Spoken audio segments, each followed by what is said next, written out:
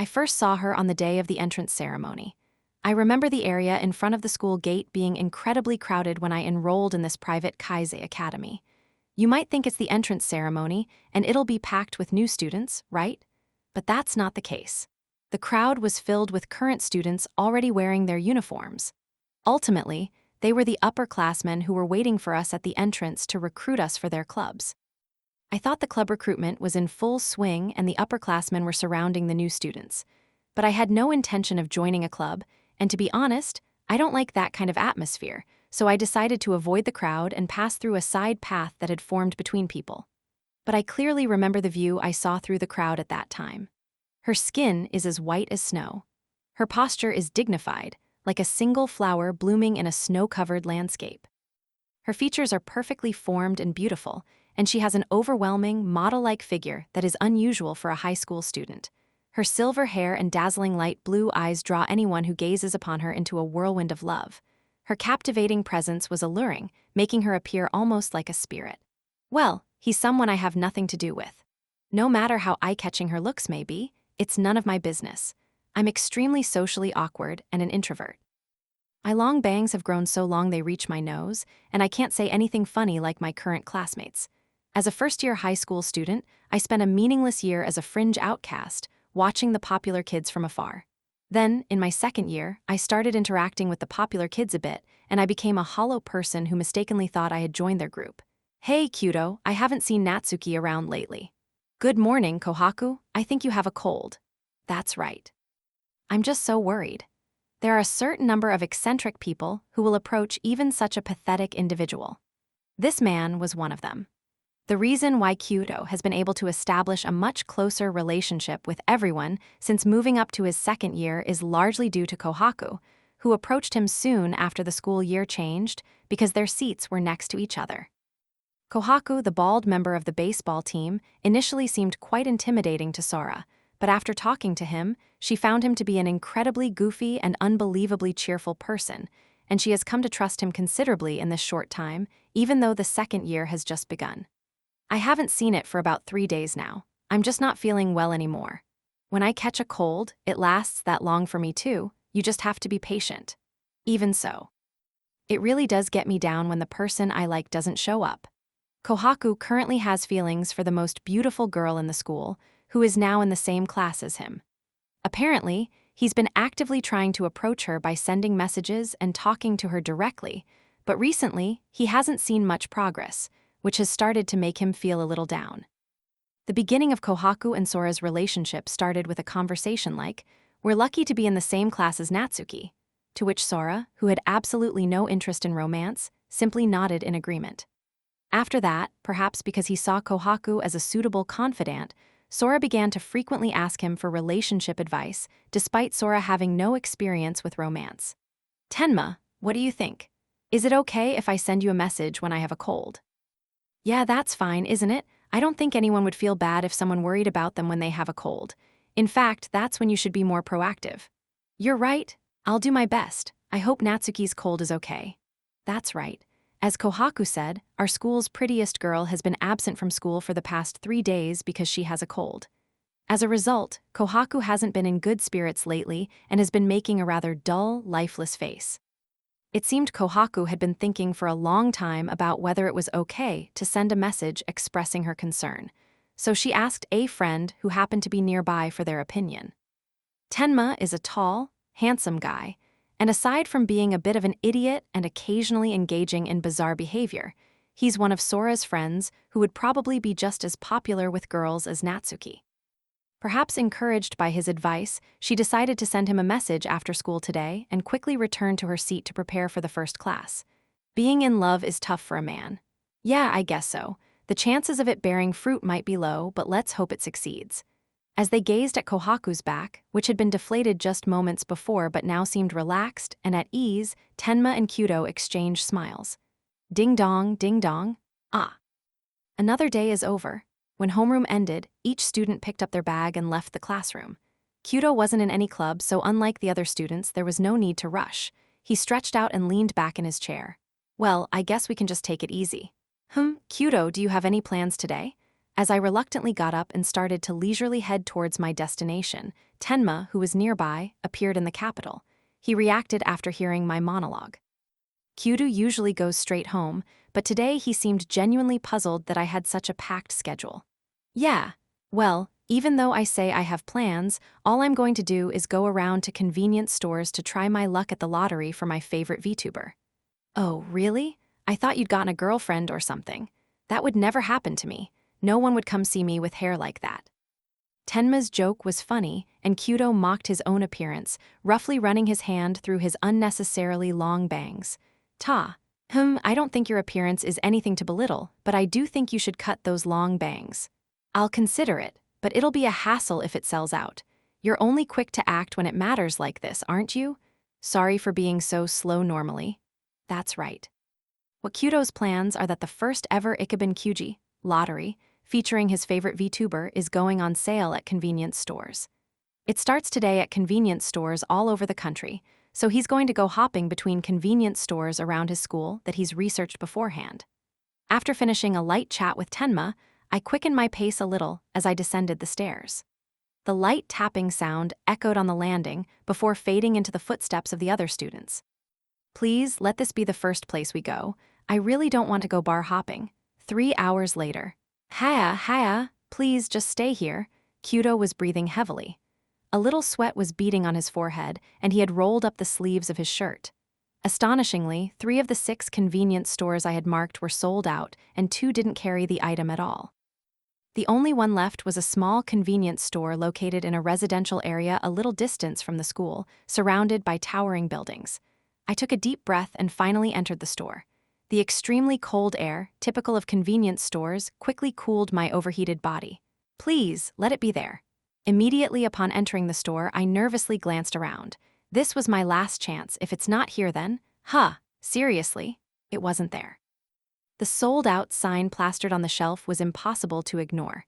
After running all this way, the unexpected disappointment of it being sold out left even Sora standing there frozen. I don't have the energy to go anywhere else anymore. I never expected it to be this popular. It's entirely my fault. I guess I'll go home. I was about to leave the store, my shoulders hunched in disappointment when it happened. Suzuya-kun? As he was about to leave, he heard someone call his name. Picture. I instinctively turned around and saw the cashier at the counter where the voice had come from, but I distinctly recognized her face. She has a princess-cut hairstyle and glossy black hair, a beautiful woman with sharp, foxy eyes and an upright posture. She possesses a beauty that rivals Natsuki's. Kid-san, right? You're always with Natsuki-san, aren't you? I'm surprised you remembered me. What are you doing here? Her name is. She's a beautiful woman who's always with Natsuki, and she's just as popular with the boys as Natsuki. She's also Tenma's childhood friend, and for some reason, she was dressed in a convenience store clerk's uniform and standing at the register.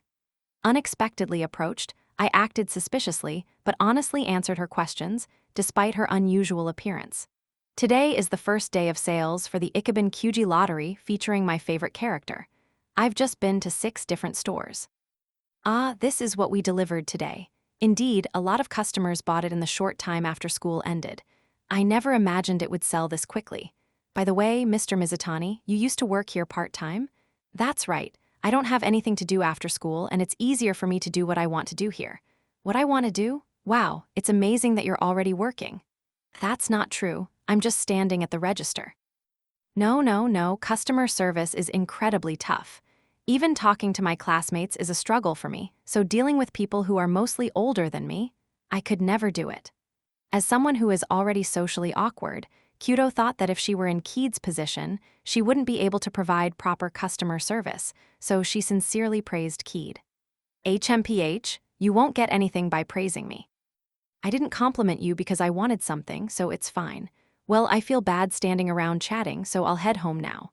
Once my slightly depressed mood subsided, I suddenly came to my senses and realized I shouldn't interrupt her work any further, so I quickly ended our small talk and tried to leave the shop. But before that, Kid-san called out to me. Hey, did you say something? I wonder if Suzutani-kun knows where Kanon's house is. Is that Natsuki's? No, I don't know. The unexpected name that came out of her mouth made Kyūto tilt her head in confusion. In a calm, matter-of-fact tone, she continued. Actually, Kanon's house is right across from this convenience store. It's that big apartment building you can see over there. Oh, so this is an apartment building. I'm sorry, but why are you talking about Natsuki now? That girl is absent from school right now, isn't she? She's always been sickly and prone to getting sick and staying in bed. Oh, I see. You're right, he hasn't been here recently. Why? Seriously, why? She suddenly began talking about Natsuki, who is currently absent from school. Kyūto was bewildered by the unexpected topic and instinctively interrupted Kied's story with a question, but all she got in return was a non-answer. And then, leaving the bewildered Kyūto behind in an instant, Kied continued. Yes. So I've been taking her jelly and other things every day as a get-well gift, but as you can see, I can't go today. So here, could you take it for me? Yes. She rummaged around under the cash register and pulled out a white plastic bag containing a 2-liter bottle of sports drink and 2 rice balls. Her expression was so serious as she pressed it against me, practically saying, "Come on, take it quickly." Her intensity was so overwhelming that I flinched. It's room 2301 in that building, so please tell her through the intercom at the entrance that I told you to come. No, hold on a second. I have so many things I want to comment on, but it's so sudden I don't understand what's going on. Why now? Or I'm a guy, you know? Or go by yourself. All sorts of thoughts like these pop into my head, but I can't process them all and I'm left speechless. No matter how angry she looked, the situation was so incomprehensible that I asked her to explain. Suddenly, the light returned to her eyes, which had been dull just moments before, and she calmly distanced herself from me. You're right, I was too hasty. Actually, she just sent me a message. We've run out of drinks at home, so could you bring some when you finish your shift? Huh, then you don't have to ask me, do you? You can do it after your shift ends. Of course she would say that, but she must really need something to drink right now, otherwise she wouldn't bother messaging me at this time. She must be saying that out of concern for me. Besides, if she's telling me, it means she doesn't have the energy to go buy something herself, right? In that case, someone has to bring it to her right now. Yes, I understand. Listening to her speak, I understood. This person is one of us. The same passion she has for her favorite VTuber, I felt that same passion. You can never stop loving someone like her, because her eyes are serious. When I chose to obediently comply, Kied quickly cheered up and smiled. Okay, then I'll leave it to you. As a thank you, I'll let you know as soon as I get this lottery ticket. Really? Thanks. Kyūto, too, was completely taken in by Kied's fishing trick. It's on the 23rd floor of this building. I'll just quickly hand over the get-well gift and go home. But wow, it's huge. As soon as she stepped out of the convenience store, Kyūto cried out in surprise at the sight of the towering apartment building in front of her. The apartment building is a black, luxurious-looking structure. As you step into the entrance, an automatic door opens, the floor changes from hard concrete to polished white marble, and the scent also changes dramatically. I'll call room 2301. Is that right? When I pressed the button for Natsuki's room number, which Kied had told me beforehand on the intercom, the call started, and the tension immediately intensified. However, it took quite a while for the resident to come out after I rang the intercom. Staying here any longer made me feel like a suspicious person, and my anxiety only increased. Thinking that she might be at the hospital with her parents, Kyūto, having lost patience first, turned on his heel and headed back down Kitamichi, feeling sorry for Kied, but it was just before that he did. Cough, cough, yes. Is this Natsuki's room? I messed up terribly. It's Natsuki. The voice coming through the intercom, accompanied by coughing, was probably Kanon herself, but it sounded more serious than what Kyūto and her classmates had heard. She was coughing quite a lot, and her voice was much hoarser and weaker than what I'd heard at school. My name is Suzutani Kyūto, and I'm a classmate of Natsuki Kanon. I was asked by Mizutani Kied to bring some drinks or something as a get-well gift. Oh, Suzutani-kun? Cough, cough asterisk, sorry. I'll unlock the door now. Yes, thank you. Am I managing to have a proper conversation? I thought the behavior would become even more erratic and that a proper conversation would become impossible, but I managed to complete the first hurdle, the intercom section, despite some noticeable clumsiness. The real challenge begins now. I have to deliver the get-well gift in person. The strange sweat from nervousness chills my clothes. As the entrance doors open, I press button 23 on the wool-carpeted elevator. Leaving the empty elevator hall, I surrender to the floating sensation as I ascend, patiently waiting for the moment I arrive at my destination floor. Ding dong. It's 23. The elevator then proceeded without stopping at any other floors, arriving smoothly at the 23rd floor. I stood before room 2301, briefly captivated by the expansive view stretching out beyond the wall. Ding dong, I readjusted the convenience store bag I was carrying on my other hand. Then I rang the intercom in my room again. With a cheerful rhythm, music began to play, and this time, even sooner than before, the door with the nameplate Natsuki on it slowly opened. "I'm sorry, Suzutani-kun.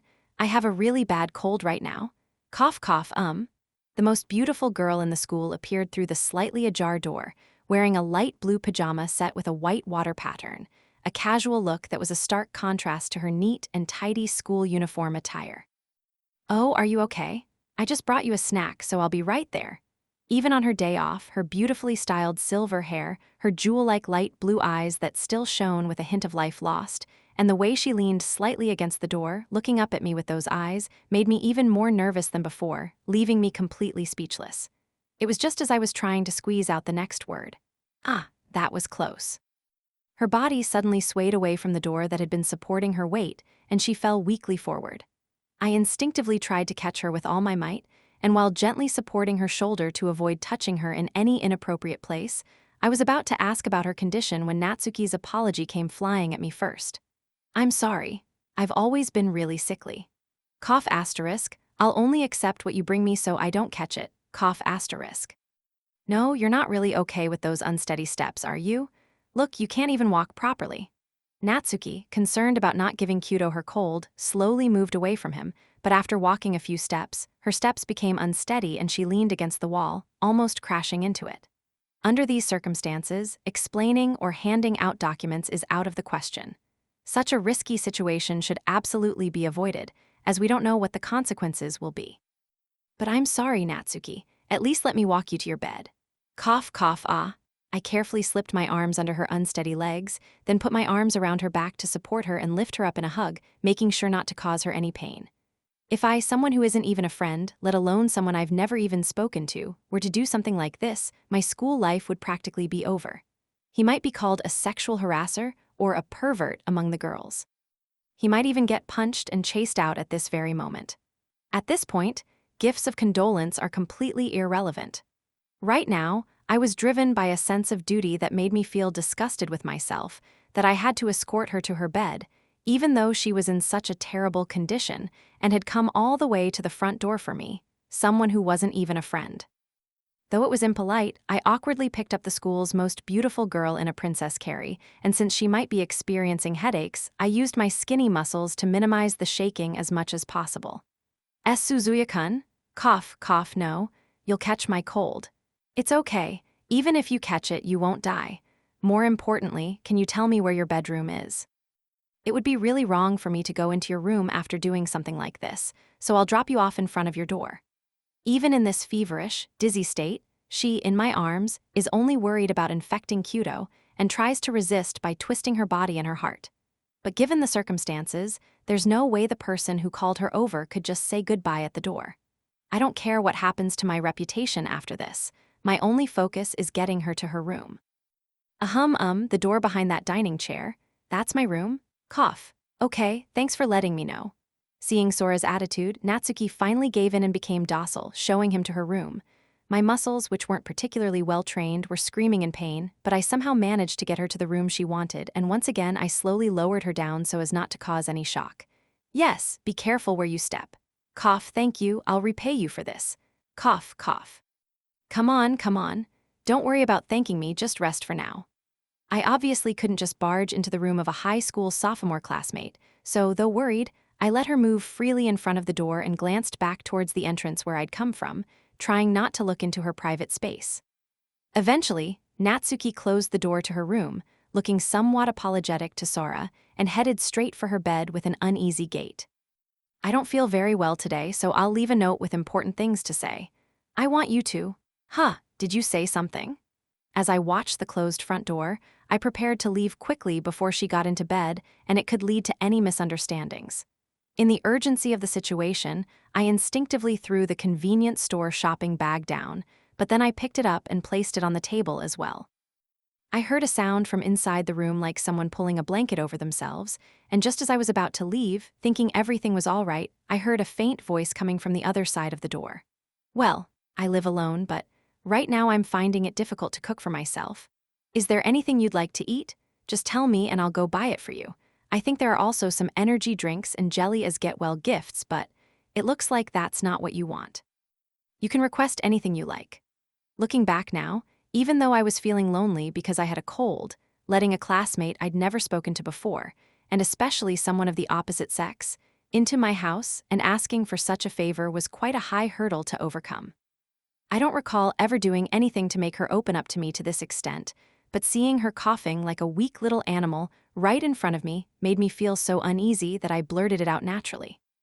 I want to eat some porridge. Cough, cough. Porridge, huh? Wait a minute, they don't sell porridge, do they? I know this is hard to say to Natsuki, but if it's porridge, I'll have to make it.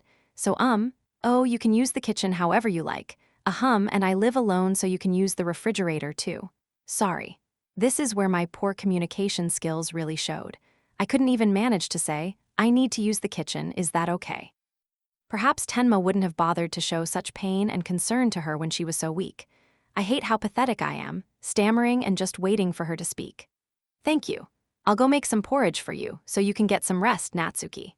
In early spring, when there's still a lingering trace of winter, I take off the wool sweater I've been wearing and, now in just a dress shirt, roll up the sleeves and carefully wash my hands. Then, drying his washed hands with a towel, he stood in front of her bedroom door once again, lowering his voice and speaking as gently as possible.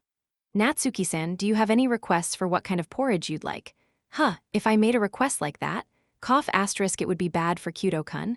I don't want to cause any more trouble. Cough asterisk. At this point, it doesn't make a difference.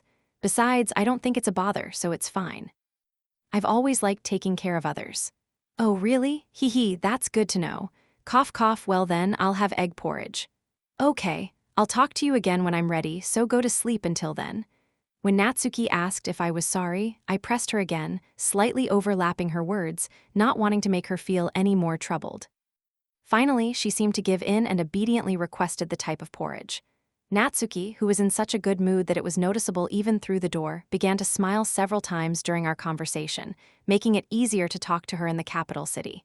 To avoid wasting any more energy on such a kind woman, I only said the bare minimum and quickly went back to the kitchen. Did you say something? And no, cough, cough, cough, it's nothing. Really? Well, that's good then. Just as she was leaving the door, I thought I heard her mutter something, but she interrupted me with a denial before I could ask a question, so I dismissed it as my imagination. She'll probably go to bed now, so I try to be as quiet as possible and quietly open the refrigerator. Okay, I think I'll put my cooking skills to good use here.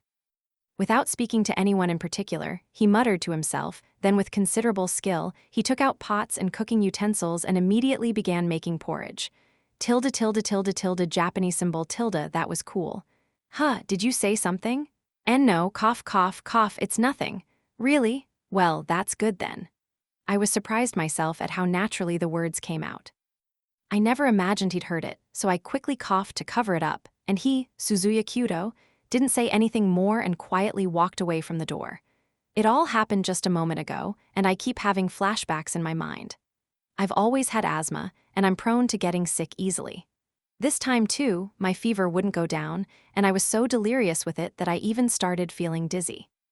I live alone, separated from my parents, so in a situation like this, there's no one I can immediately rely on. My friends are probably still at school, and there's no way I can ask them to come over when I have a cold.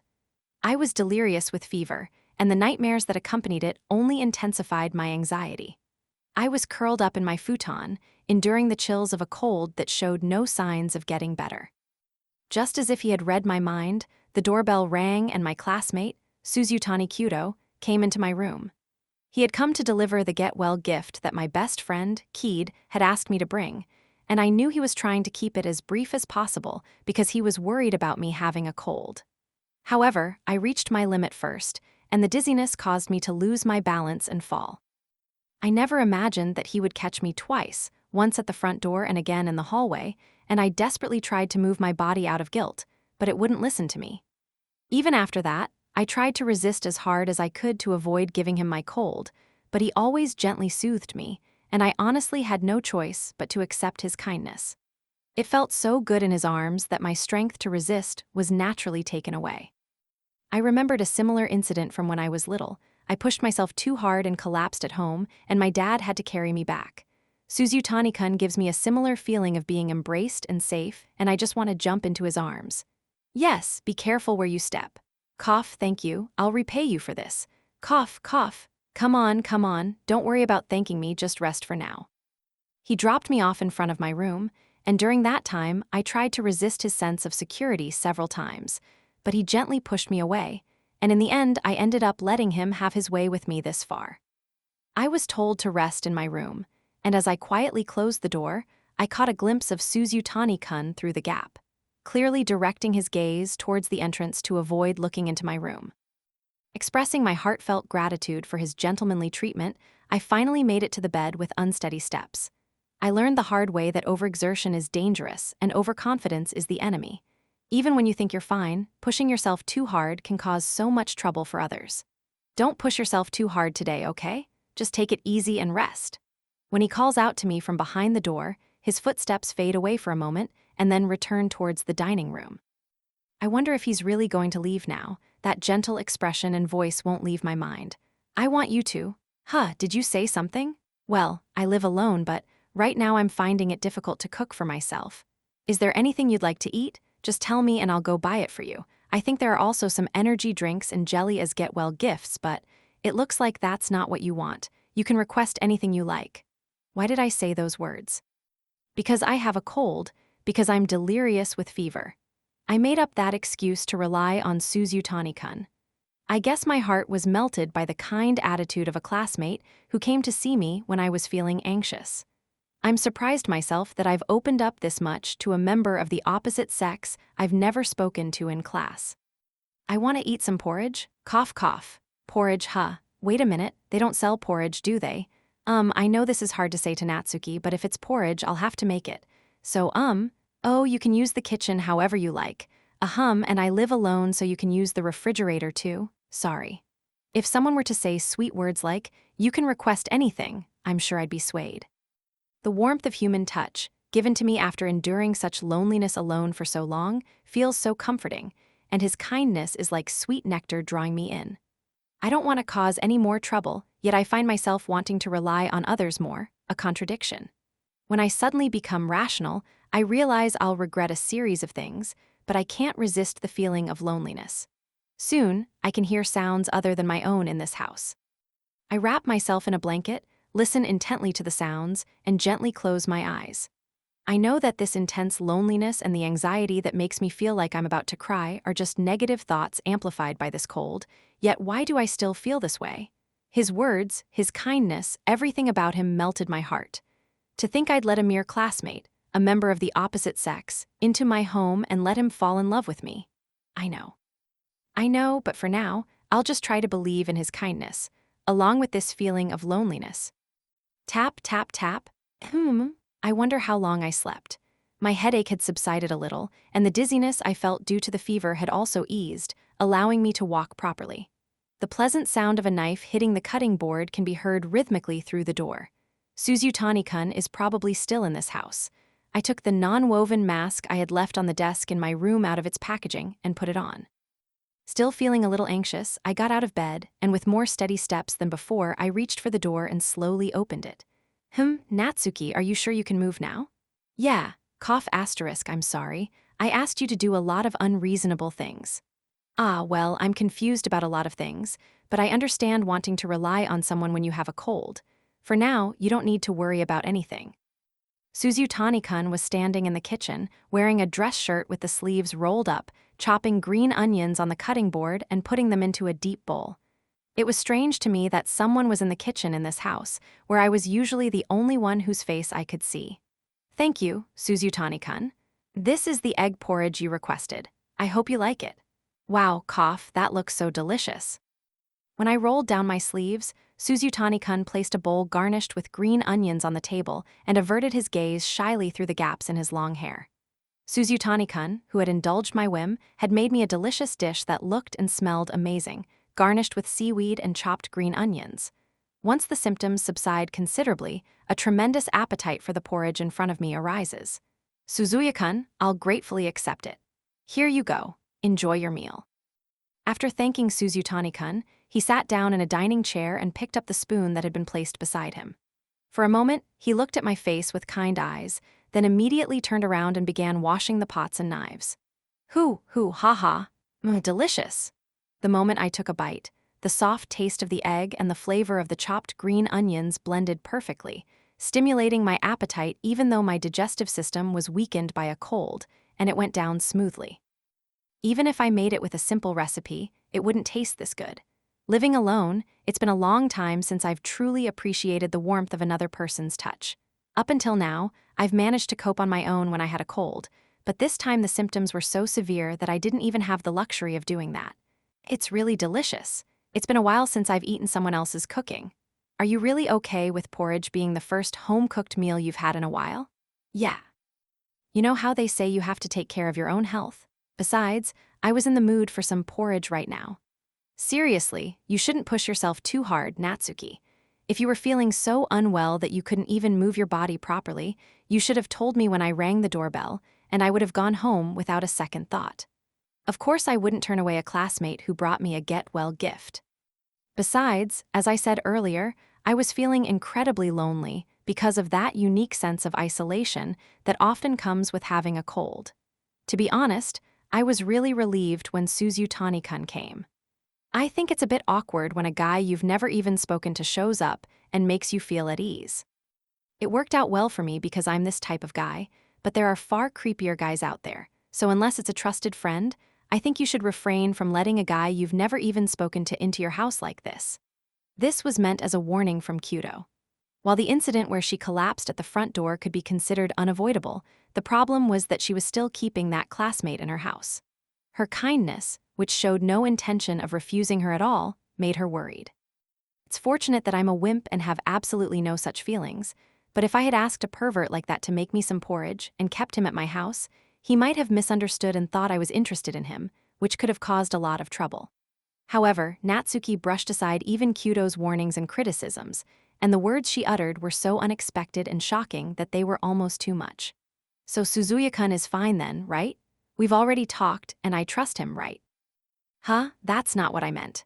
Leaning forward to close the distance between herself and Kyūto, who was sitting opposite her, she gently pushed the long silver hair that fell across her cheek behind her ear with her fingertips.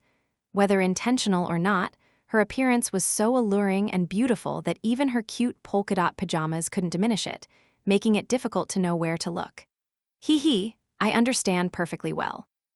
Thanks for your concern. I believe I have a fair opinion of myself too. That would be great.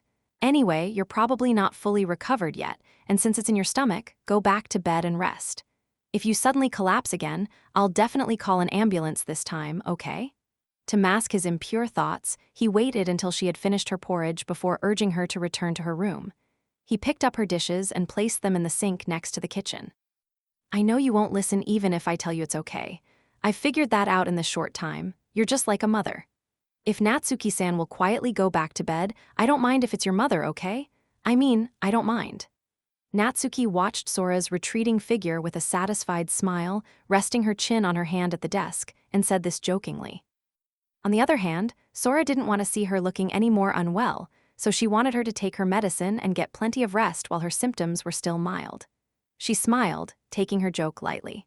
My impression of Suzutani-kun has changed quite a bit just from today. As Kyūto was washing the dishes she had finished, she heard Natsuki's voice from behind her, in a teasing tone, along with the sound of a chair being pulled. It seemed that this sense of distance from her was probably just her default. If Kohaku is unintentionally interacting with the boys at school at this distance, then it's understandable why things turned out the way they did. Most boys would be instantly smitten if such a beautiful girl spoke to them at that distance. I hope it's made a good impression. But you see, there are people, mainly Kohaku and a lot of others, who will be in trouble if you don't come to school tomorrow. So get some sleep and recover. Could it be that Suzutani-kun is among those people who will be inconvenienced? I'll just say that my impression of Natsuki-san has changed quite a bit since today. I'll take that positively, okay? Why does Natsuki trust me so much? Judging from the way she talks, she's not the type to easily let guys into her house. Yet, the fact that she's closing the distance so quickly without gauging the boundaries is too high a hurdle for an introvert like me, and I have no idea what kind of disapproving looks the Natsuki fans out there will give me. However, while I do wonder why she trusts me so much, I really want her to rest soon because she's sick, and I'm worried she might be feeling uneasy, and I also want to leave this place as soon as possible to protect myself in my future school life. Oh, that reminds me, cute. Why don't you come up to my room? I appreciate it, but I'm going home now, yes. Didn't this person just say something outrageous in the confusion? Oh, I guess even a gentleman like Suzutani-kun is interested in the room of the most beautiful girl in the school, huh? Hee hee. So you really do call yourself the prettiest girl in the school? No, and I'm not going up to your room, okay? If I go any further than this, I'll lose my standing at school. Oh, too bad. Upon hearing Kyūto's answer, Natsuki reacted as if he had somewhat expected it, but muttered with disappointment before returning to his room. Natsuki, aren't you going to close the door? Are you feeling a bit feverish and just thinking, it's so hot? I spoke to Natsuki, who, despite having sensed something unpleasant in such a short time, wore a smirking expression. It's hot. Hot. It's still early spring, and even I, wearing my school uniform, feel cold, so there's no way Natsuki, wearing just a thin polka dot pajama set, could be hot, even if she's feverish. It seems her teasing isn't over yet. The room has become remarkably quiet. Natsuki really did leave the door wide open and burrowed under the covers, and hasn't uttered a single word since. In that tense, yet detached silence, Kyūto silently washed the dishes after the meal. The only sound was the water hitting the dishes and running off. There was a wall clock right next to the kitchen, so I checked the time and it was 5:30 p.m. I had felt like more time had passed, but it seems so much had happened in such a short time that my internal clock was out of sync. Maybe I pushed myself a little too hard. After finishing her work and setting the dishes aside to dry, Kyūto wiped her hands with the towel that had been covering them and looked at the now quiet room of Natsuki, thinking to herself, even if she was recovering, if the fever hadn't subsided, she must still be feeling unwell. She must have been pushing herself quite hard. Whether it was out of consideration for Kyūto or not, I could faintly sense that atmosphere, which is why I wanted to push him back into bed and let him rest, even if it meant forcing him. I came to visit you, so why are you making me feel uncomfortable? Sigh? If I could have expressed my thoughts more clearly, I'm sure I could have let her rest in her room sooner. No, if I wasn't such a social outcast that I felt strangely guilty, even looking into a girl's room, I could have taken the porridge I'd made to her room and let her eat it comfortably in bed. It is precisely because of the quiet that I am tormented by the sheer number of regrets that come flooding in. My own patheticness and her genuine concern prick my heart like a needle. No, this is no time to be depressed about something like that. To avoid causing her any more trouble, I prepared to leave as quickly as possible. I took a piece of notepaper from my bag, picked up a mechanical pencil, and began to write something. After summarizing the key points and writing them down as clearly as possible, I finally stood up, readjusted my sweater, moved my chair back to its original position, and put on my bag. I put the refreshments I had brought into the empty space in the refrigerator and portioned out the porridge in the pot into small dishes so that it could be eaten any time. Kyūto was about to leave the room when he suddenly stopped and looked back. Oh, that reminds me, Kyūto, why don't you come up to my room? Oh, I guess even a gentleman like Suzutani-kun was interested in the room of the most beautiful girl in the school, huh? Hee hee. No, that's not it. I'm not giving in to my desires or about to do anything ungentlemanly. I just remembered how she frowned a little sadly when I firmly refused to let her into my room that day. Finally, just check your physical condition. Just check it. My impression of Natsuki changed quite a bit today. Just like everyone said, she's charming, kind, and the kind of person who maintains the same distance with everyone. The only difference was that she wasn't some child who blindly handed out smiles and had no sense of risk management. She was a mature girl who accepted her own worth and could adapt to a wide variety of situations. That's why he doesn't understand. He doesn't understand why he's trusted so much. Finally, Kyūto stepped into the room of the most beautiful girl in the school, whom he had been hesitant to enter, and quietly walked towards the bed where she was lying. She was curled up in bed, sleeping soundly, without even a blanket covering her. There is no moment when a person is more vulnerable than when they are sleeping, yet she, breathing softly in her sleep before me, retained her usual beauty and charm, letting go of her consciousness like sleeping beauty. Sigh. It's so defenseless, it's a problem. Finally, I let out a sigh and gently pulled the blanket over her. Then I tiptoed out of the room, careful not to wake her. I couldn't bear to leave the door open, so I quietly closed it again, and for some reason, I felt a strange sense of reluctance to leave. This fleeting, dazzling moment with the most beautiful girl in the school comes to an end. I put on my shoes stealthily and slowly opened the door. Outside, the sky was bathed in orange light, and the sun was beginning to set. I had to get back before night completely enveloped this town. As I waited for the elevator to arrive so I could head home, her teasing voice and expression from earlier came vividly to mind, and somehow I felt like I understood the loneliness that Natsuki had been talking about. Tilde tilde tilde Japanese symbol tilde, I'm really tired. After walking about 15 minutes from Natsuki's house and taking the train for 2 stops, we arrived at a residential area. Surrounded by mountains with no tall buildings and offering great views, a cool mountain breeze blew through, gently caressing our cheeks. The sun has set further, and I walk down the deserted alley relying on the light of streetlights placed at regular intervals. Lights come into view in the houses, revealing the colors of each family. On the way home, all I could think about were the events that happened after school. I never imagined that the prettiest girl in school would collapse right in front of me when I went to visit her at home. After that, she became quite attached to me. Phew, the traces and colors of events that unfolded in each moment paint the sky, which was about to turn black. It was like a dream. So Suzutani-kun is fine then, right? We've already talked and I trust him, right? Her words echo strangely in my mind. Her cheeks, slightly flushed with fever, and her gaze fixed firmly on me. Her soft smile lingers in my memory. That smile, which was directed at everyone, was in that moment directed only at me. The thought that this smile was directed at me only for that one time made my heart waver slightly, caught between a sense of exclusivity and a feeling of transgression. The still chilly night breeze of early spring caresses my cheek, but this strange feeling showed no signs of fading anytime soon. When he woke up, it felt like he was in a different world. Outside the window, darkness had already fallen, and the orange world he had been in was nowhere to be seen, replaced by a profound silence. The sound of footsteps, seemingly made to show concern for me since I hadn't heard them in my sleep, and the comforting sound of the chopping board being gently tapped, were nowhere to be heard. The dark, unlit room felt cold, as if reflecting my own emptiness. Yet somehow my body felt warm. I guess I wasn't actually sleeping with the covers on. Right. I quietly sat up in the pitch-black room and realized how warm the blanket wrapped around me was. I focused on slowly gathering my thoughts, my head still aching. After my body and soul were warmed by the porridge Suzutani-kun had made for me, I had returned to bed without properly thanking him, having reveled in his motherly care. To be honest, even though I had recovered enough to walk, the fatigue hadn't completely disappeared, and every time I laughed, my throat would tighten and I'd almost cough. But Suzutani-kun looked straight into my eyes, as if he could see through my desperate attempt to hide my feelings, and gave me many kind words. Ah, well, I'm confused about a lot of things, but I understand wanting to rely on someone when you have a cold. For now, you don't need to worry about anything. Seriously, you shouldn't push yourself too hard, Natsuki.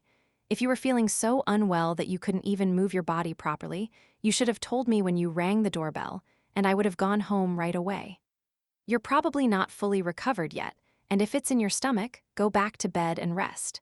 If you suddenly collapse again, I'll definitely call an ambulance this time, okay?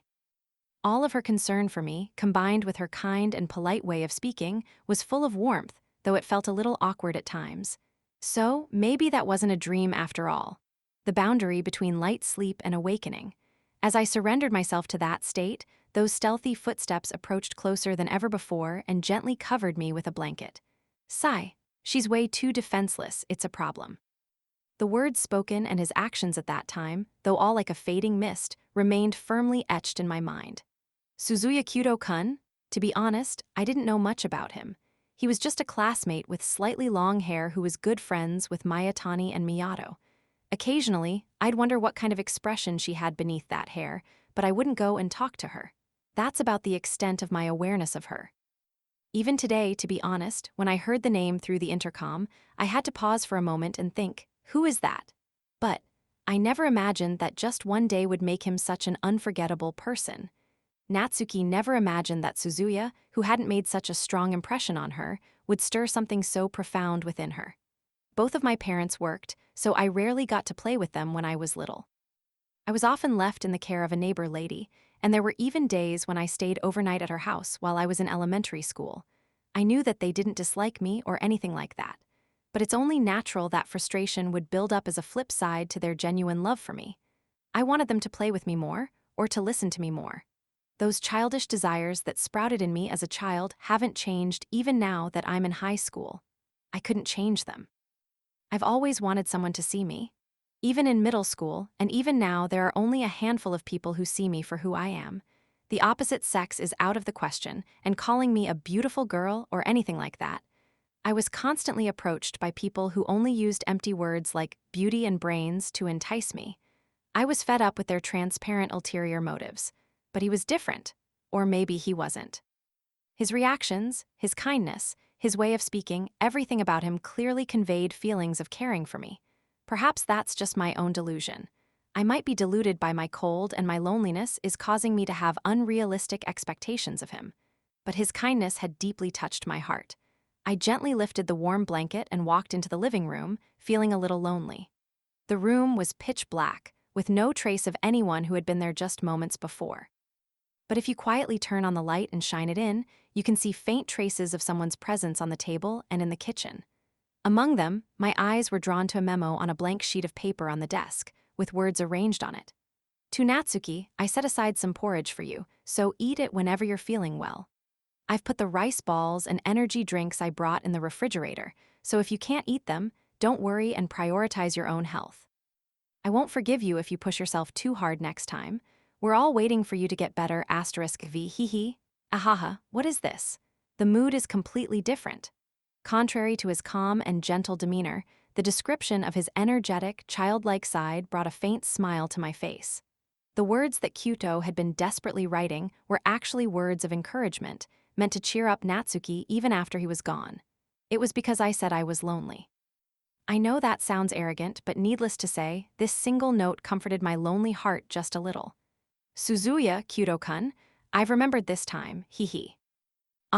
I couldn't sleep at all, surprisingly. Well, I kind of expected it.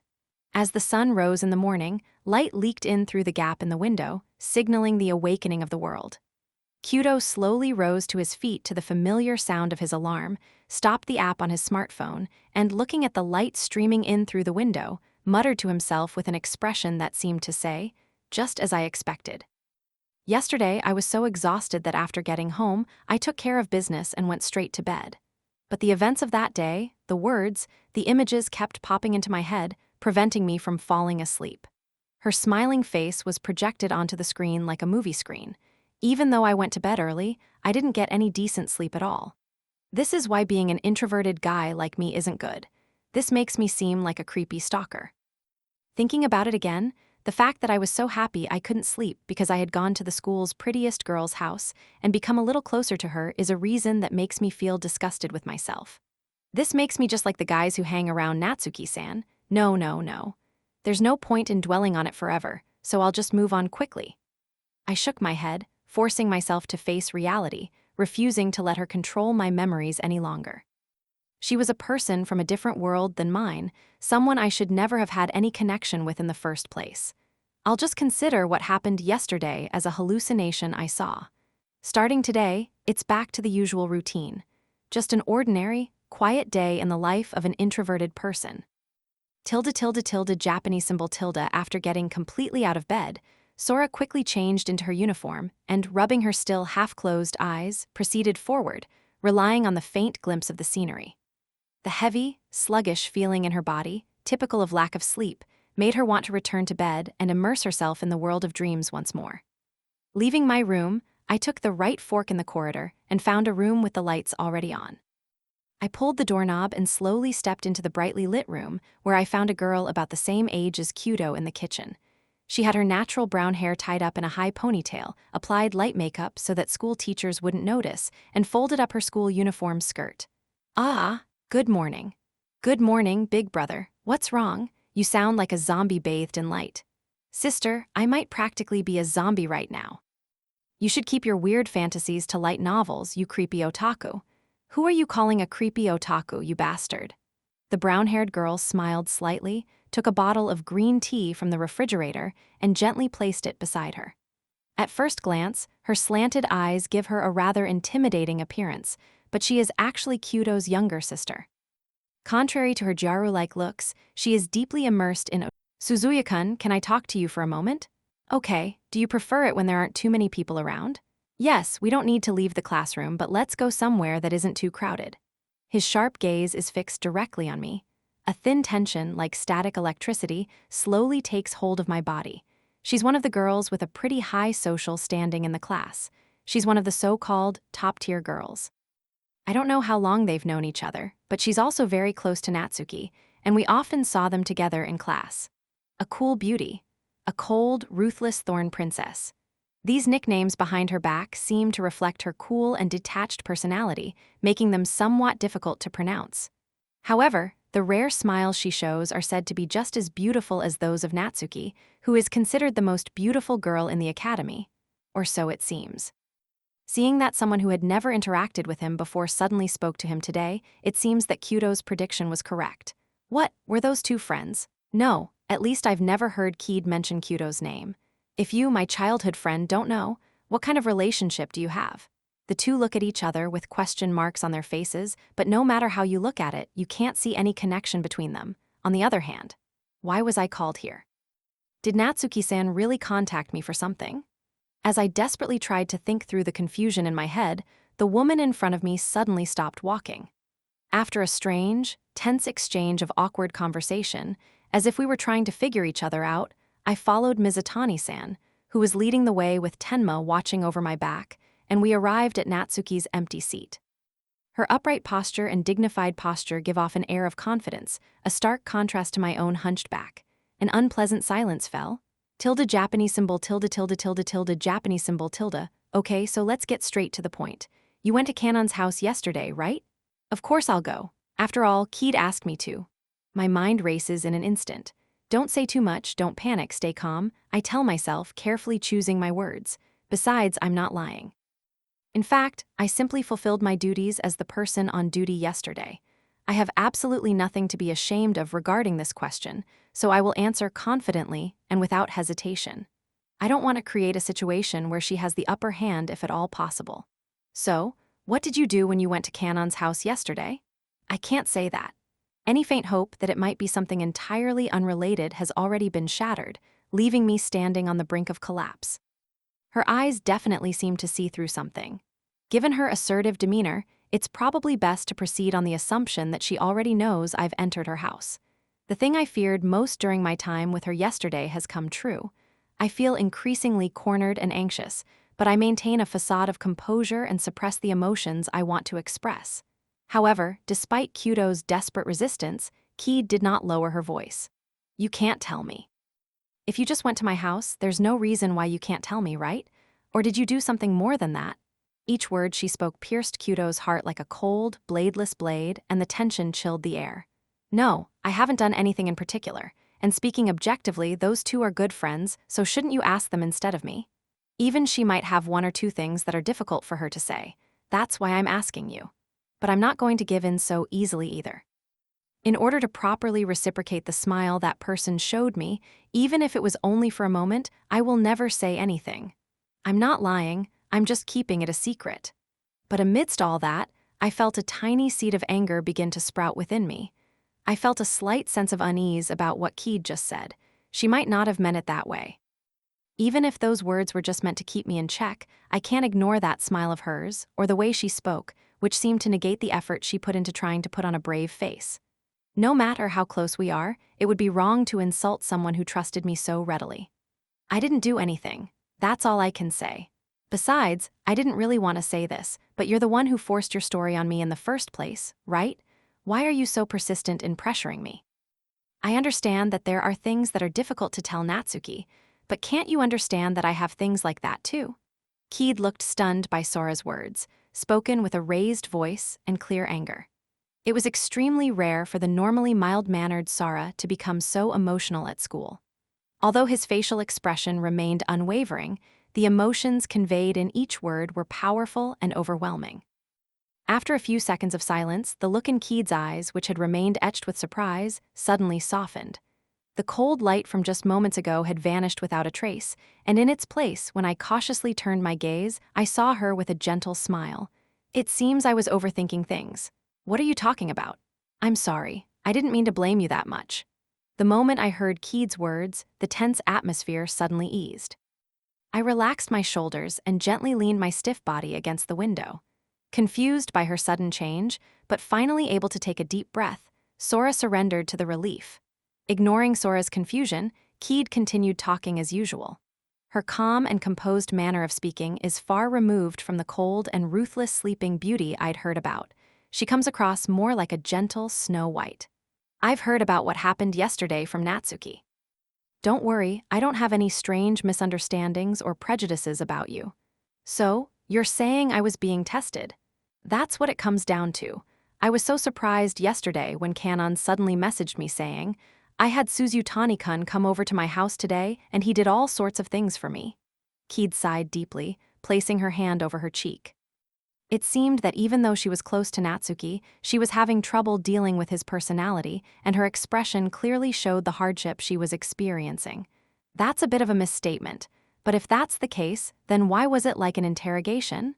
Just to be sure, there are plenty of people in this world who are good at hiding their true nature. Seriously, Kyūto crouched down on the spot. He was so fooled by her acting that he had become incredibly emotional, and it came back to haunt him as a great source of shame. Her writing, clearly lacking in detail, would likely lead to unwarranted speculation and misunderstandings if it were anyone other than Keed. Perhaps that's why her probing, almost testing, behavior is only natural when it comes to her popular friend? Maybe they're just saying that for self-defense. Feeling a little more at ease after she had opened up to him, Kyūto tried saying something that sounded like a test, trying to cover up his embarrassment. Her sharp gaze remains unchanged, but it's no longer the icy stare it had before. Instead, there's a hint of kindness in it, making it somewhat more appealing.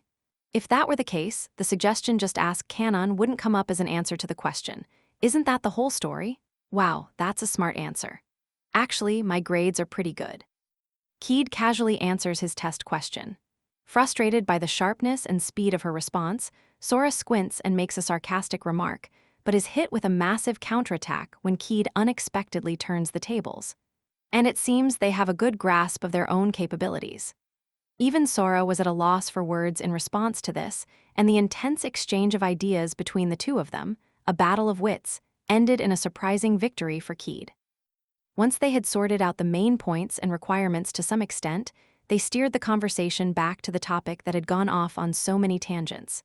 So, Keed, what was the point of calling me out like this? You're not going to tell me it was just to test me, are you? Oh, that's right. I was trying to hide in a crowded place because I didn't want anyone to hear us, but Natsuki said she wants me to come over to her house again. Having managed to steer the conversation back on track, Keed brought up the main topic, the real reason she had deliberately avoided the crowds. But my answer to that was, teeth. It was a sound so inadequate that even calling it a single word feels insufficient. It was more like an onomatopoeia. What did you just say, Natsuki-san? Yes, she messaged me earlier saying she forgot to ask for my contact information yesterday, so she wanted me to ask her out instead. When Sora asks Keed to repeat what she said, she is so shocked that she leans closer to her. The distance she had been trying to maintain until now is swallowed up in a sea of turmoil, and she moves closer to where Keed's creamy, sweet scent is wafting through the air. No, why? I don't know. Go and find out for yourself. By the way, if you get any strange ideas, you know what will happen, right? The low, menacing voice was so cold and intimidating that it made a student who happened to pass by tremble slightly. If her actions up until now were an attempt to test me, then this was closer to a threat. However, even her voice had no effect on Kyūto, who had no such intentions whatsoever. Ugh, I have to go again. It's bad for my heart. Rather, when I sigh over something completely different, the time I spent with Natsuki-san, which I've been replaying in my mind until just last night, flashes back to me. That time, which was somehow enjoyable, yet also plagued by a mysterious sense of guilt and anxiety. I yearn for it, but once I get there, I'm overcome by that emptiness and loneliness. Judging by the fact that she's still resting, she probably isn't feeling well. What if she collapses again? What if someone else finds out? If anything, anxiety wins out, and I'm disgusted with my own pathetic thoughts. But there was a certain feeling simmering in my heart that was stronger than that aversion. Hee, if you're so worried about it, you could just deny it immediately. You're so kind. This isn't about kindness or anything like that. Well, I'm just going after all. Yeah, there's nothing to feel guilty about or any hesitation about. All right. Keed's sharp gaze narrowed, and a gentle smile spread across her face. Her beauty was such that it was easy to understand the common saying among those around her. When she rarely shows a smile, it's no less beautiful than Natsuki's. But Kyūto, completely absorbed in her own thoughts and oblivious to all of that, reached a conclusion in her mind, and then, as if making a firm decision, raised her voice. She reassured herself, dismissed her anxieties, and then recalled the rest of the words she had stopped just moments before, the feeling that outweighed her disgust. Her smile, her words. Before I knew it, they were stuck in my head. What exactly is the true nature of this feeling, which isn't longing or some strange idea? Even the slight loneliness I felt when I left that house, the sadness that seemed to reflect her solitude, and even the undeniable warmth I felt within it, all of it, along with a chilling unease, never leaves my mind, along with her voice. I still didn't understand anything. The only thing I knew for sure was that I wanted to talk to that person again. Well then, I'm looking forward to hearing an update from Natsuki. Good luck. You definitely have no intention of supporting me, do you? After school. Homeroom ended, and the students were released from the classroom all at once, disappearing to their respective destinations. In the classroom, which was gradually becoming empty, Keed stood with her back straight and quietly walked towards me. Then, running her fingers through her black hair with her slender white fingers, she said, I tried to criticize her smile, which was clearly mocking, but she simply brushed it off with the same smile, and after that, she turned and left the classroom without saying a word. I think she was on the basketball team. I heard voices from the hallway suggesting she was meeting up with friends from her club, and then she disappeared in an instant. I guess I'll go. I can't keep hesitating. As the classroom gradually fell silent, she gazed at the single empty seat. Having accepted Keed's awkward encouragement, Kyūto made up her mind and slowly packed her bag before standing up. Now that she had finally gathered her thoughts, all that remained in Kyūto's mind was Natsuki's sunflower-like smile. Tilde, Japanese symbol tilde, I've only been on this road twice, but it feels surprisingly familiar. It's only a few minutes' walk from school. The memories of yesterday are vivid, and I feel like I'm already in a familiar landscape. The quiet residential area surrounding the apartment building, the nearby convenience store, even the occasional passerby. Is this what they call déjà vu? I deliberately walked past the apartment building and went to the convenience store across the street. It was as if it was a roundabout way of conveying both relief and awkwardness. Upon entering the store, I quickly grabbed a small bag of cough drops, an energy drink, and some coffee jelly and headed to the cashier. Your total is 592 yen. I'll take that exactly. Please, I handed the cashier the money, and with swift movements, they rang it up in the register, and the transaction was complete. As I clutched my purchases and stepped through the slightly cramped doors of the convenience store, the spring breeze blowing through the residential area gently ruffled my hair. I quickened my pace slightly as I crossed the pedestrian crossing and stepped onto the marble floor for the second time. I rang the intercom for room 2301 in the entrance hall and waited for a response. For some reason, I felt a little more restless than yesterday. Then, a rustling sound could be heard from the microphone, followed by her faint voice. It seemed she had responded faster this time than yesterday. Cough, Suzuya-kun? Hi, I came because you called. Are you okay? Regarding your cough, without asking who had come to see me, she quietly called my name. It might be my imagination, but her voice seemed brighter and more cheerful than when we first met, and even if I was mistaken, I felt happy that she now trusted me. And the sound of her coughing, which I still hear, reminds me of what happened yesterday, and a wave of intense worry washes over me. I'm okay, thanks for your concern. I'll unlock the door now, so please wait. Eventually, the entrance doors opened, and I stepped into the elevator and pressed the 23 button. With a strange floating sensation, I swayed gently and arrived at my destination floor. I stepped out of the elevator and stood in front of room 2301. Well, just to be sure, there's nothing to be ashamed of. I glanced around nervously, as if making excuses to myself, and finally took a deep breath before ringing the doorbell. I heard light footsteps coming from inside the house, and the door slowly opened. Through the small gap, I saw lustrous silver hair and gentle light blue eyes. I quietly resisted the allure that seemed to melt my heart just by looking at it. "I'm sorry for calling so suddenly today. I wish I could have contacted you last night, but I didn't even get your contact information." "I'm fine. I'm the one who should be worried about you. You're still coughing and you missed school again today. Are you okay?" For a moment, her eyes unsettled me, leaving me speechless. This height difference, where I could easily meet her gaze and be met with her beautiful, upward-gazing eyes, was not ideal for a teenage boy. I desperately tried not to let her notice while worrying about her health. She still looked a little feverish and somewhat dazed, but she wasn't leaning on the door anymore. She seemed a little better than yesterday, but she was still coughing, and the fatigue hadn't completely gone away. "I bought a few more of these at the convenience store. Eat some if you feel like it." "Yeah, thanks. Would you mind coming in if you don't mind?" "Oh, but I guess that's not possible, is it? Sorry." For a moment, she looked at me with eyes that lit up like a small child gazing at a toy, but then she frowned sadly as if she had remembered something. However, upon hearing her words of concern, Kyūto's lips curved slightly upward and she said, "If Natsuki's okay with it, then I'd be grateful. At this point, I don't really care about classmates anymore." "Really? Yay. Cough, cough. Come on, the outside wind might make you cold again." As she coughed deeply in delight, she narrowed her eyes and smiled, possessing an endearing cuteness reminiscent of a small animal. Moreover, she had come here with this intention from the beginning, ever since she agreed to Keed's request to visit again. "No, that argument is just too disgusting. I'll pass. If I act like this, it'll just come across as someone who was totally intent on going to her house from the start, and it's pretty obvious that I'm not worthy of being called cute by the most beautiful girl in school." He quietly corrected himself in his mind, not saying it to anyone in particular. Then, he spoke to her, almost forcefully pushing her back inside. If they stopped their conversation here, her health wouldn't improve at all. For Kohaku's sake, he wanted her to recover as soon as possible. "That's true. Thank you, come on in." And so, my second visit to Natsuki's house began. "So Natsuki, how have you been feeling since then?" I've recovered quite a bit. I still have a cough and a slight fever, but I think I can go tomorrow." I was invited into her house, and she led me to the living room where I placed the get well gift on the dining table.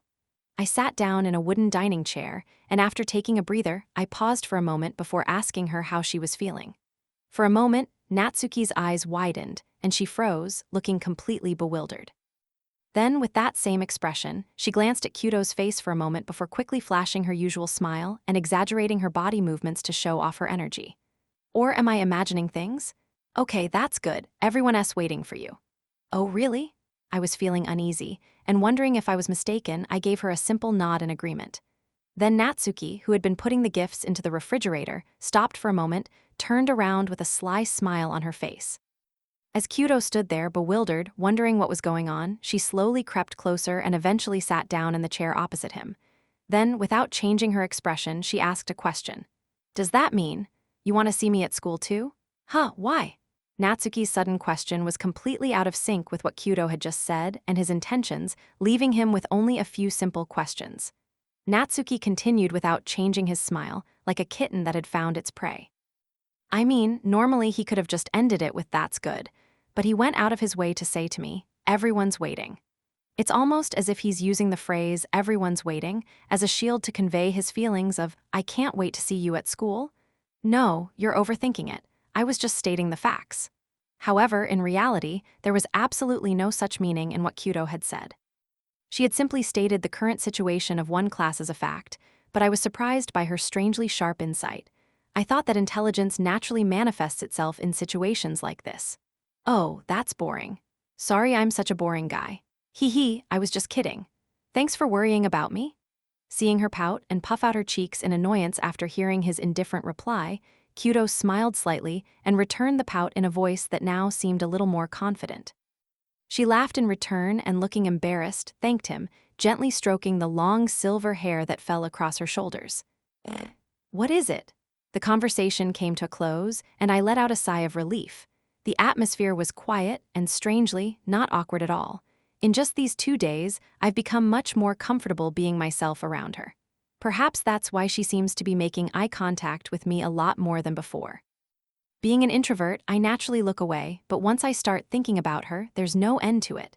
I suddenly muster up the courage to try and make eye contact, but she looks startled and immediately looks away again. It's hot today, isn't it? Winter was over in the blink of an eye. Natsuki-san murmured softly, breaking the silence. However, her voice was somewhat hoarse, and a short breath was heard after her words. Huh. The room's heating was definitely on, but her cheeks seemed a little too red. Her slender fingers were tightly gripping the edge of my sleeve. Her hand looked somewhat fragile, and I could clearly see it trembling slightly. Hey Natsuki, what's your temperature right now? Huh, I don't know because I haven't measured it. Having finally figured something out, Kyūto calmly proceeded to confirm the answer with her.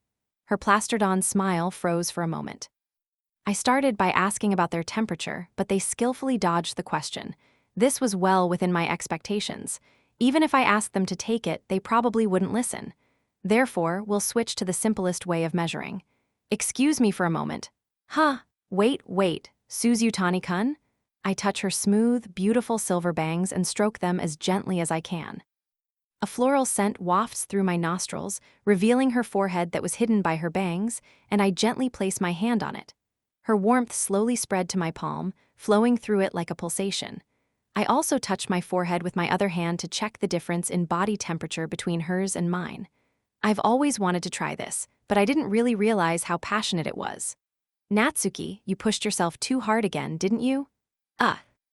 I've tried comparing my forehead to hers to check for fever, a method often seen in anime, several times in my life, but it never really helped determine if someone had a fever. That's why I realized she had been pushing herself too hard. The difference in body temperature that I hadn't noticed before is now very clear. Hers is hotter. There were a few things that felt off. Hee, I was just kidding. Thanks for worrying about me. It's hot today, isn't it? Winter ended so quickly. It was clear that she was exaggerating her energy and putting on a show of being cheerful more than usual.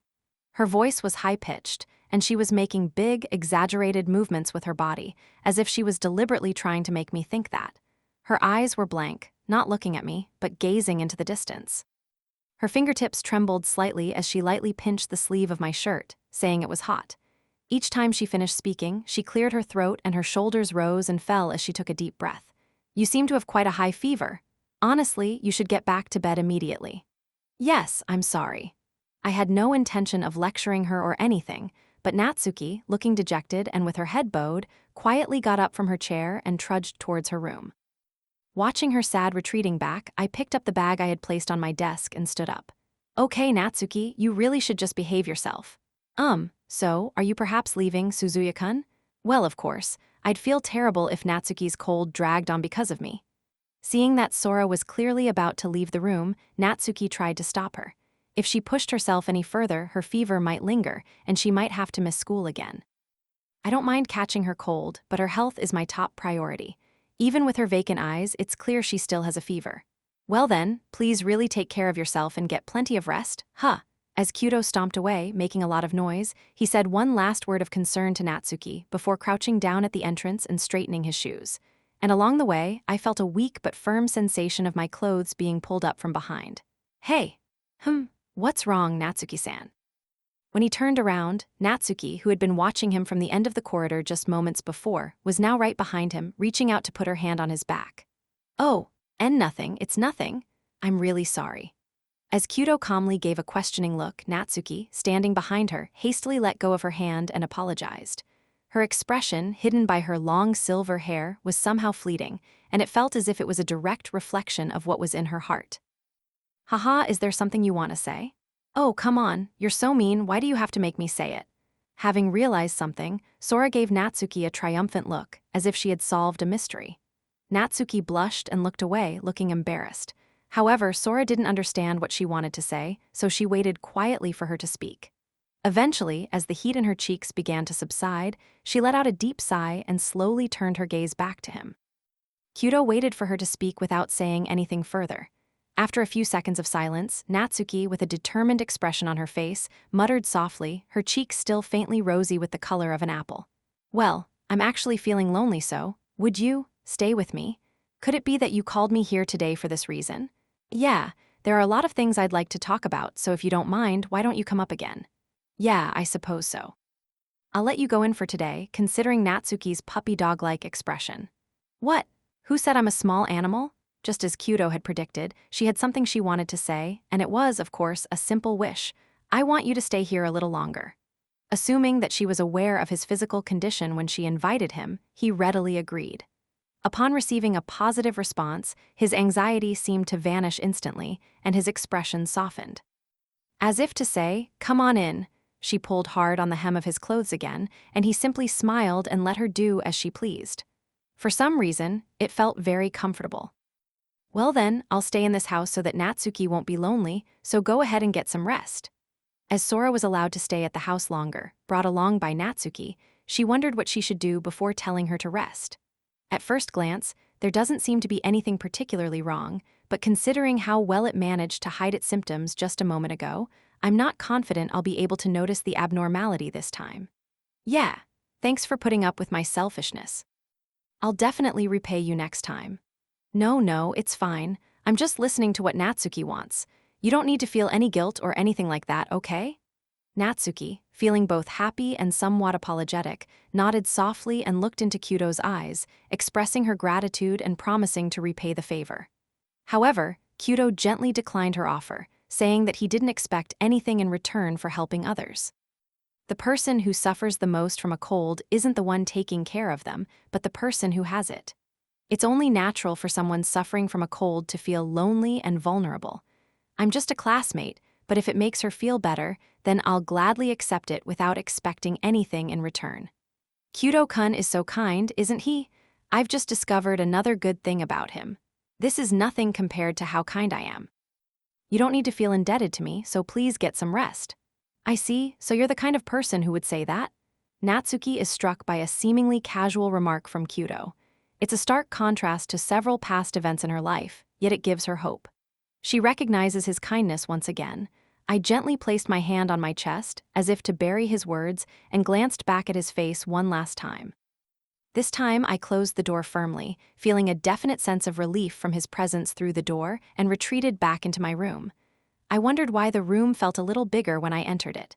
Oh, Natsuki-san, let me know if you want to eat anything else. I'll buy something from the convenience store. Don't be shy. Finally, through the door, Sora spoke in a muffled voice, expressing her concern for Natsuki. She must have noticed that Natsuki had seemed hesitant to express what she wanted just moments before, and so she was trying her best to make it as easy as possible for her to communicate. That thoughtfulness and consideration certainly reached Natsuki, warming her heart once again. Wrapped in that warmth, she gently snuggled into her futon. Thanks, Suzutani-kun. I'll let you know if anything else comes up, okay? As I thanked Kyūto, I heard familiar stealthy footsteps slowly receding from in front of the door. He's surprisingly sharp and perceptive of people's actions. I thought I'd hidden myself well today, but he saw through me in no time.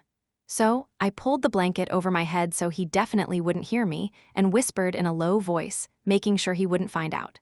But I still prefer convenience stores too.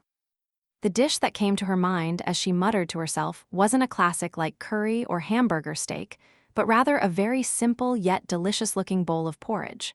From yesterday until today, whenever I feel hungry, I can't forget the taste of the porridge he made for me. It's made with a mild flavor so it's easy to eat, but the taste is distinct and exquisitely whets the appetite. I'd love to eat your cooking. Tilde Japanese symbol tilde tilde tilde tilde tilde Japanese symbol tilde. Since I was little, my parents were hardly ever home. My father was working away from home, so I rarely saw him, and my mother worked the night shift, coming home after I went to school and being gone by the time I got back. This was life in the Natsuki household. This was our daily routine. In this kind of life, the only way I had any connection with my family was through the meals my mother prepared for me before she went to work. Until I became a middle school student and started cooking for myself, my mother would cook meals every day and leave them in the kitchen wrapped in plastic wrap. I loved the taste of the food my mother made. But to put it simply, that's all there is to it. Within the circle of family, the only connection to family is prepared meals. A very fragile, thin, and insignificant connection, but it's not like there was no love at all. My mother would occasionally make time to take me shopping, and my father would always come to visit with a cake and presents whenever he had a long vacation. Those moments are incredibly joyful and fun. You can laugh wholeheartedly and be spoiled. You feel safe and secure, like being wrapped in warm feathers, as if you're enjoying a family gathering. That time passed in the blink of an eye. Life went back to normal. It felt like living alone in an empty house. In the midst of this cold, monotonous daily life, this was the only moment when I could truly feel the presence of my family. Housework that won't get done unless I do it. The sofa in the living room is empty. My mother's cooking, which is delicious, but now only fills me with emptiness. A house where no sounds other than my own exist. It grew heavier and more empty with each passing moment. I didn't even rely on others, and the painfully spacious living room was far too large for me to live in alone. The image of my parents that I remember most vividly is of them busy taking care of me. One day, I happened to come home with a high fever and collapsed. Perhaps it was because I had been studying late into the night for a test the day before, and then, upon returning home, I was immediately overwhelmed with household chores without a moment's rest. I must have let my guard down when I saw their faces. Suddenly, as I sat down on the sofa talking with my family, my body stopped obeying me. I couldn't muster the strength to stand up, and I could barely stand, moving like a fawn. I hadn't taken my temperature, but it was probably over 38 degrees C. But at that moment, housework was more important to me than my own health, and like a toy with a broken battery, I wobbled my body and tried to get to work. But the next moment, my vision warped and suddenly went completely dark. When the world regained its colors, I was being carried in my father's arms. My body swayed frantically, and the scenery that passed by seemed to drag on for an eerily long time. Eventually, I was lowered onto the bed, and my father slowly knelt beside me. I will never forget the feeling of relief and calmness I felt at that moment. I already had chronic asthma, which made me prone to catching bad colds, but no matter how long I was bedridden, my family had never been there for me like that before. Driven by anxiety and loneliness, I continued to endure the desolation that led to an unimaginable darkness. Is it okay if I act spoiled sometimes? That's what I thought. It's okay to be spoiled by your parents when you have a cold, right? So I tried to suppress the growing fatigue and asthma and lean on my dad, who was sitting beside me, for as much comfort as I could. Dad, my. Piri-riri-riri, I'll never forget that jarring, brain-piercing ringtone. Just as I was about to muster the courage to call, that high-pitched, piercing sound shattered the silence of the room. If only they would grant me that one request, even for just a moment, I could do anything. Sorry, Kanon, I'll be right back. My father said that and left the room. He didn't even listen to my one and only wish, as if he had forgotten about me, as if possessed by the ringtone. In fact, when he came back, I tried to muster up the courage to ask him again, but my father never came home. My mother didn't even show her face in my room. I could only hear her muffled voice from behind the door. I waited and waited, and when I woke up again, they were gone. It seemed I had fallen asleep, succumbing to the rising fever. Luckily, the fever had already subsided, and unusually for me, the symptoms didn't last long. However, looking at the empty living room, I was filled with a sense of a different kind of heat cooling down. Hold my hand. A faint emptiness and sadness remained in my body, now free from the fever. Amidst this, the words I couldn't say back then, my first and last words of dependence, spoke out softly. Ah, a dream? When I woke up, I wasn't in my childhood home, but in front of a familiar white vinyl ceiling. As I gradually became more awake, I felt a throbbing pain deep in my head, and it felt like my body was floating.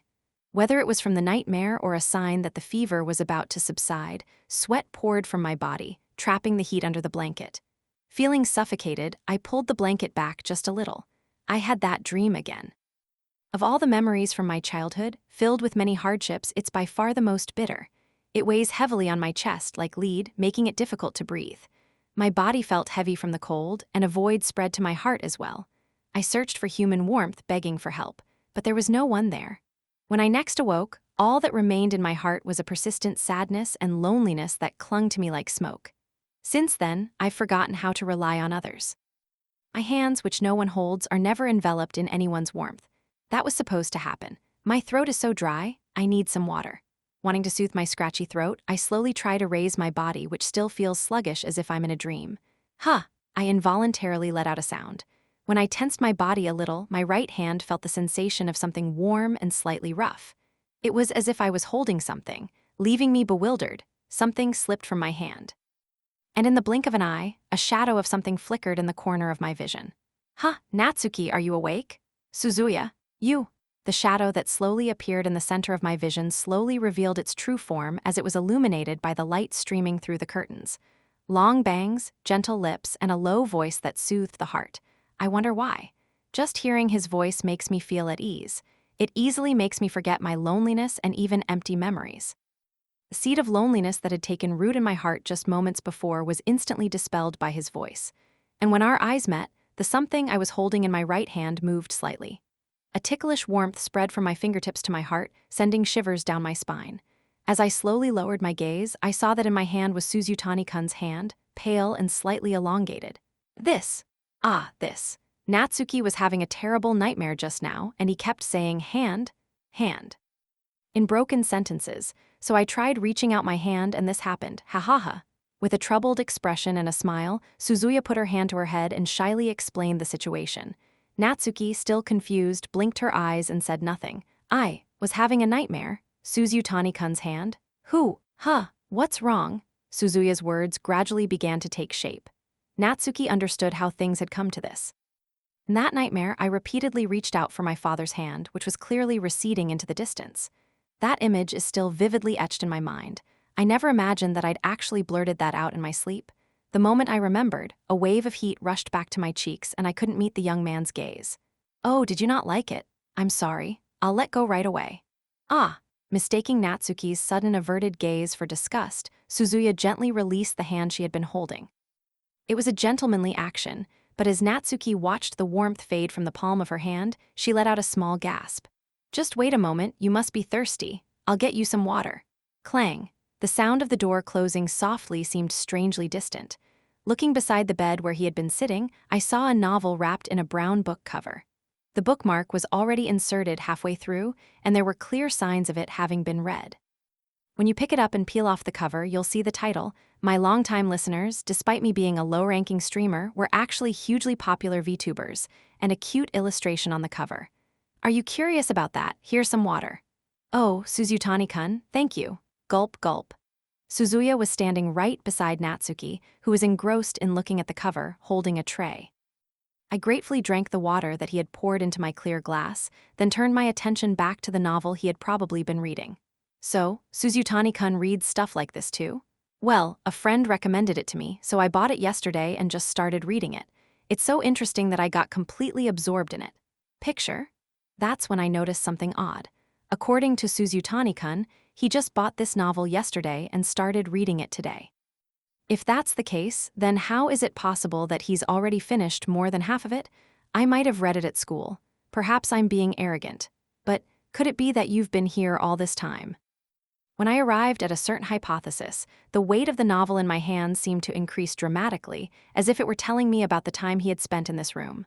What's wrong? Are you still feeling groggy from the fever? No, it's nothing.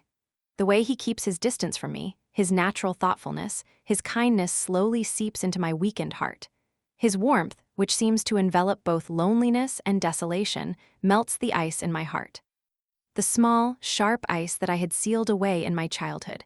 I wish you'd hold my hand again. That's why I longed all the more for the warmth that was slipping away from my hands. I hope this moment isn't a dream. Beep, beep, beep. 37, too. He still has a fever, but it seems to be going down. Suzutani-kun, sitting cross-legged right beside the bed where I was lying, muttered this while looking at the thermometer in his hand. I'm feeling surprisingly well. The headache gradually subsided, and the asthma that had been raging stopped as if by magic. The fever also went down, and the hazy, floating feeling I had upon waking melted away like cotton candy. Well, they say the most dangerous thing is knowing when to quit, so take your time. Yeah, thanks. Suzuya slowly stood up and gently placed the thermometer within reach of Natsuki. Then, she lowered her gaze to look down at Natsuki, who was lying in bed with a gentle look. Just being watched over by his loving expression makes breathing so much easier. I'm sure he showed me a lot more kindness than I noticed, right? It's frustrating, but I couldn't notice it.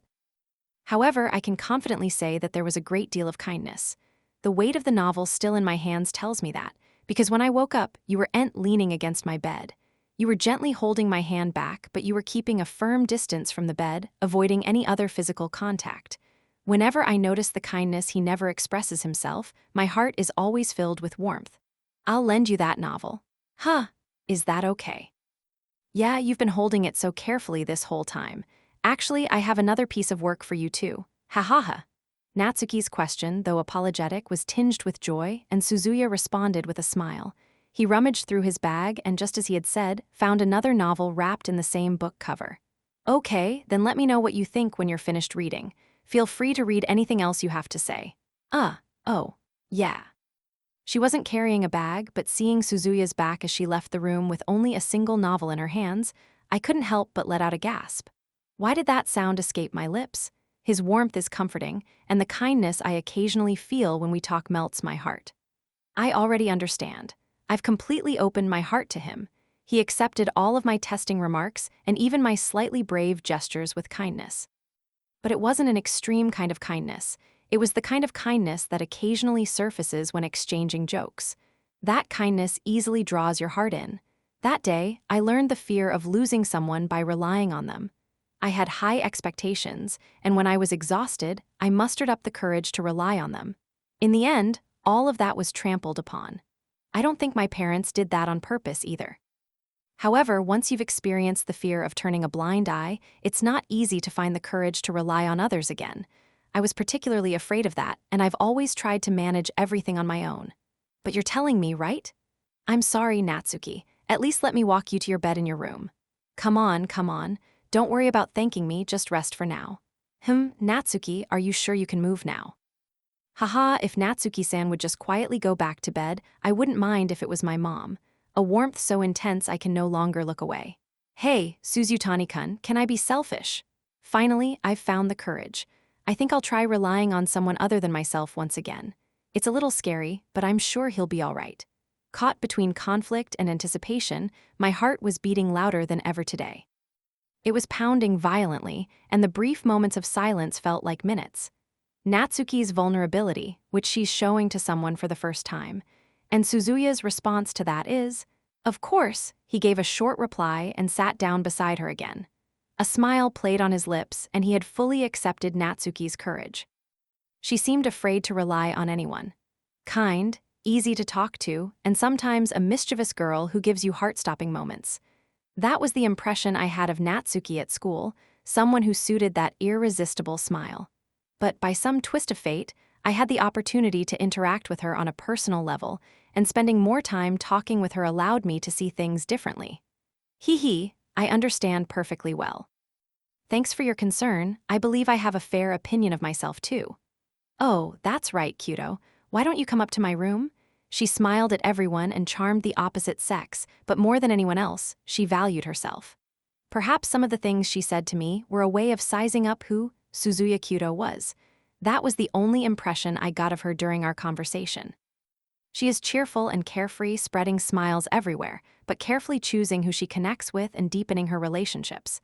However, her way of building relationships is one that feels stifling, as if she's constantly on edge and on guard. She must have persevered until today, clinging on by that single thread that seemed so fragile it could easily break at any moment. Well, I'm feeling lonely, so would you stay with me? But today was the first time she showed me her vulnerability. I still had no idea why she would invite me to her house, pretending to be fine when her fever hadn't even gone down. I certainly considered that possibility at one point, but it didn't justify me being the one who should be there, so I dismissed it as my own arrogance. That's why I was late in realizing it. She had been trying to convey it to me in her own way all this time, ever since the first time I came here. I was feeling really lonely because of that unique sense of isolation that you often get when you have a cold. To be honest, I was really relieved when Suzutani-kun came. These words were her ultimate cry for help and proof of her trust in me. Why me? Why me? There's no need for such excuses. I don't know why. But if she believed I was the one who could answer her loneliness, then so be it. Hold my hand. I will reach out to this girl who is struggling and fighting before my eyes, no matter how much it takes. But in this case, wouldn't it be a bad idea for the two of us to be alone in Natsuki's room? Come on. He was so cool just a moment ago. Why did he have to chicken out like that? Suzuya accepted Natsuki's heartfelt plea for affection in the best possible way. Upon hearing his unwavering reply, the strained expression on her face and the lingering tension she had felt easily melted away. However, as Suzuya slowly turned on her heel and headed towards the bed where Natsuki was sleeping, she suddenly stopped. It was as if I had come back to my senses. I regained the way I knew how to maintain the right distance. Natsuki grumbled and complained in a sulky tone, and after a moment's pause, Suzuya let out a wry smile. "Just kidding. I'm just happy that Natsuki-san finally showed me her true feelings. Since when did you realize I was hiding something?" Next to Natsuki, who was cutely leaning out from under the covers, Suzuya now sat down properly. Suzuya's unexpected words caused Natsuki's expression to waver for a moment. "I can't believe it, you noticed." He probably never imagined that his true intentions, which he thought he had managed to conceal so well, would have been suspected, even if not with certainty. I was immediately left speechless, and all I could do was lower my eyes. Their voices grew quieter, much like a child whose lie has been exposed. There isn't a specific time, but if I had to say, it would be the gloomy expression Natsuki sometimes shows.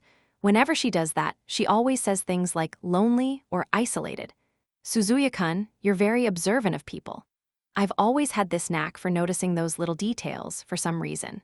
She said this while unusually pushing back her long bangs with one hand. Her eyes, which usually only peek out faintly through the gaps, were now clearly fixed on Natsuki's eyes.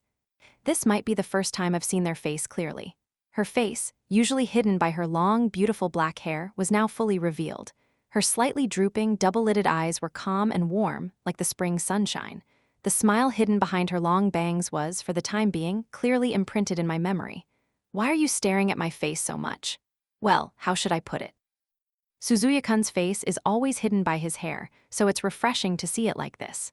Natsuki carefully observed his face from the bed.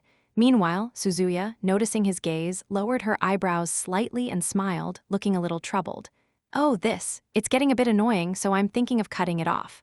"Oh, really? So everyone will find out what Suzuya-kun looks like then." I wasn't trying to hide it in the first place.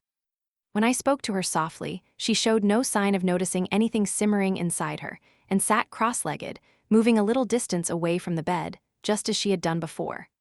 I turned my back to the bed where Natsuki was lying and opened my novel, humming a tune. After a while, the humming that had been heard also stopped. Suzutani's back, which had been instantly drawn into the world of the novel, became as still as the surface of calm water. Natsuki glanced down at the novel he had lent her and gently stroked it with her fingertips. The fact that Suzuya wasn't looking at it right now made a wave of emotions wash over her. With each conversation, I catch glimpses of his kind words and gentle actions, and my heart softens. He accepts everything about me, and I feel like I can tell him anything with courage. I can't help but want to play a prank on his unsuspecting, quiet back.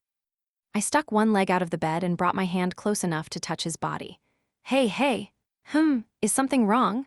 Then, with his outstretched fingertips, he lightly stroked Suzuya's back, and without even bothering to put a bookmark in his novel, he turned to face Natsuki. Natsuki, realizing she had completely caught Suzuya off guard by her bewildered expression, inwardly felt triumphant and smiled. But, oh, wait, this might be really embarrassing to say. Just before the words left my mouth, a feeling called shame suddenly welled up inside me. Whenever I stared at his unguarded back, all I could think about was playing a prank on him.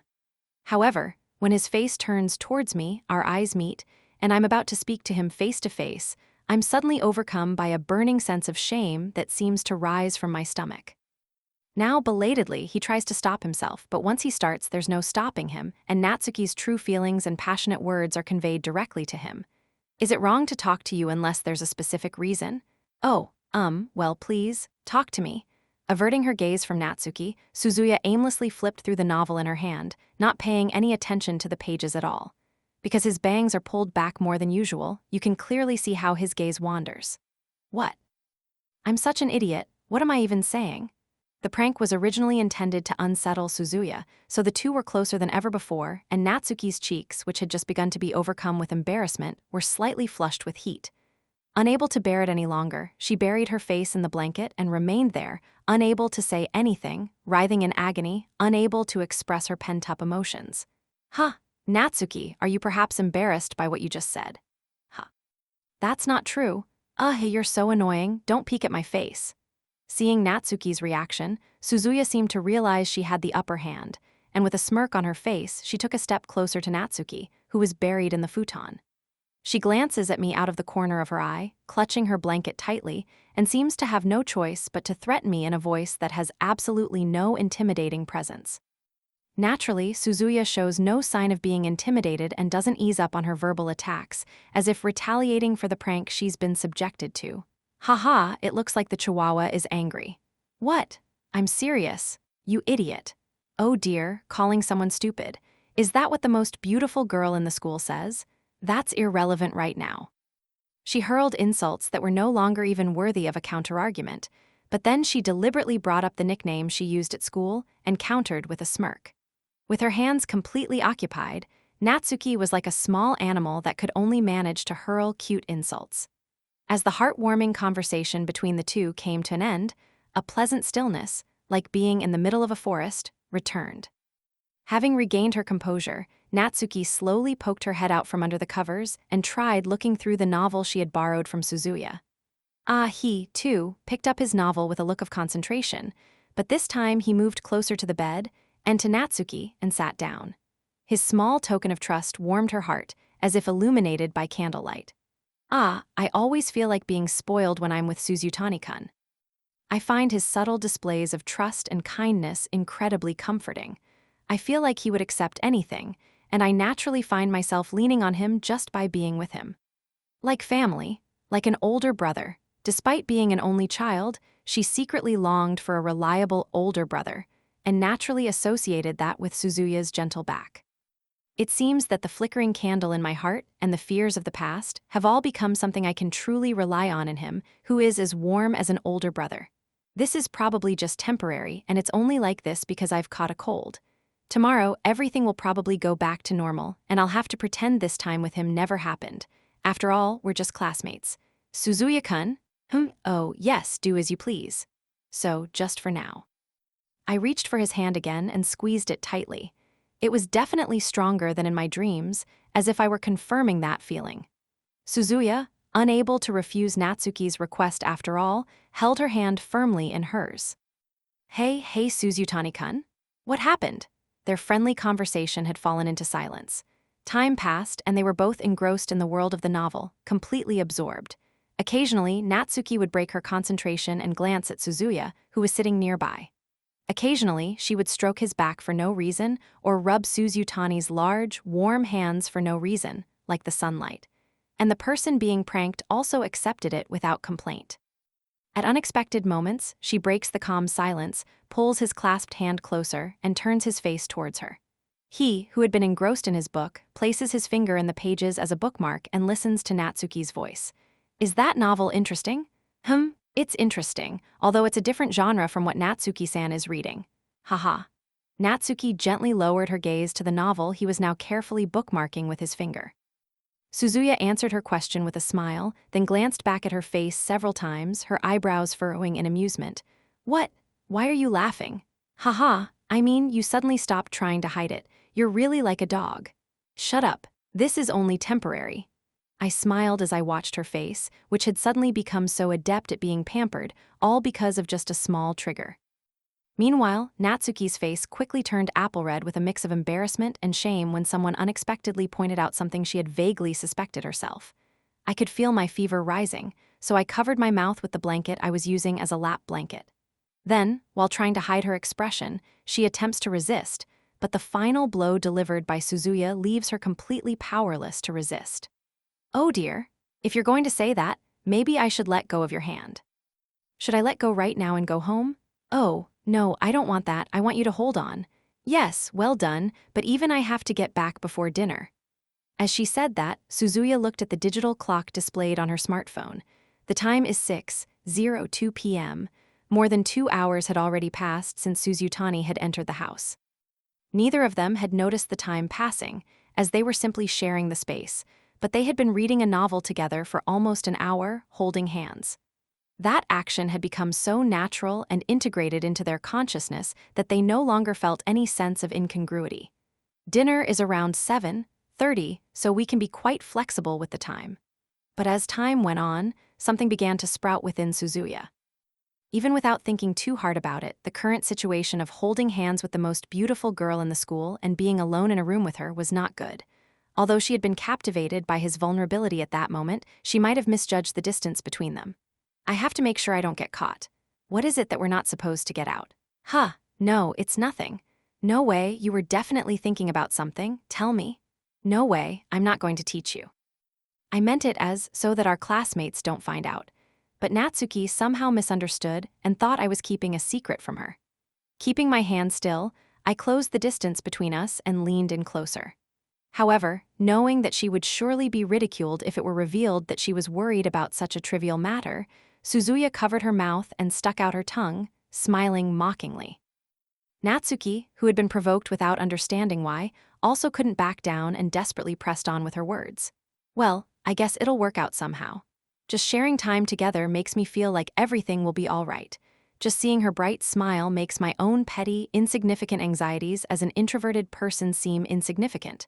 Right now, I just want to savor this warmth in my hand before it's gone. No, this is definitely disgusting. What? You just said I'm disgusting? Wait a minute, that could really be irreversible.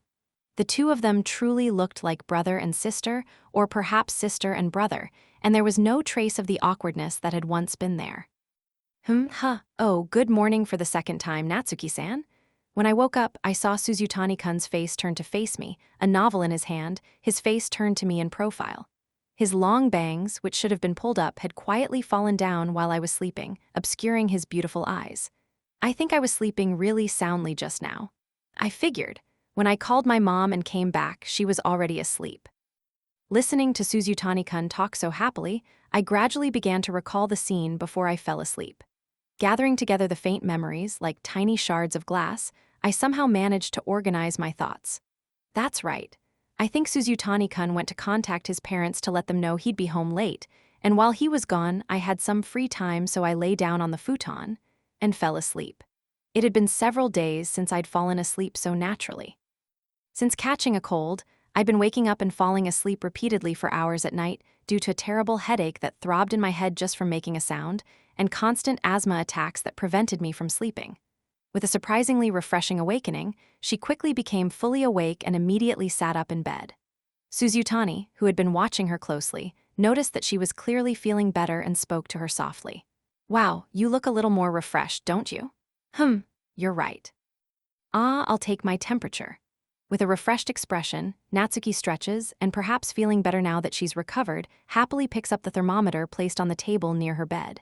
Meanwhile, when Natsuki sat up, Suzuya's gaze shifted sharply as if she had noticed something, then she awkwardly averted her eyes. Should she say something or should she keep quiet? However, as a gentleman, I must say this. Hold on a second, Natsuki-san. Well, your clothes. Fart. Just as Natsuki was about to take her temperature and took the thermometer out of its case, I stopped her, averting my gaze. I let out a bit of panic and my introverted stuttering come out again, but I managed to convey what I needed to say. Unable to express herself any longer, Suzuya pointed to that spot with a trembling finger. Natsuki looked at her chest and froze. Naya. The buttons on her, Natsuki's, pajamas were undone down to her chest. Her well-developed breasts were emphasized in a way that was more stimulating to men than ever before, and Suzuya's gentlemanly rationality was completely worn away. When it was pointed out to her, she finally realized it too. For just a moment, the air seemed to freeze as Natsuki looked at herself. Then she quickly hugged herself to hide her body and collapsed face down onto the futon. She probably never imagined her appearance was so disheveled. By making full use of one of her weapons, she successfully defeated the male classmate in the throes of adolescence. Did you see it? Natsuki, with her face buried in the pillow, softly questioned Suzuya in a voice as thin as sunlight filtering through the trees.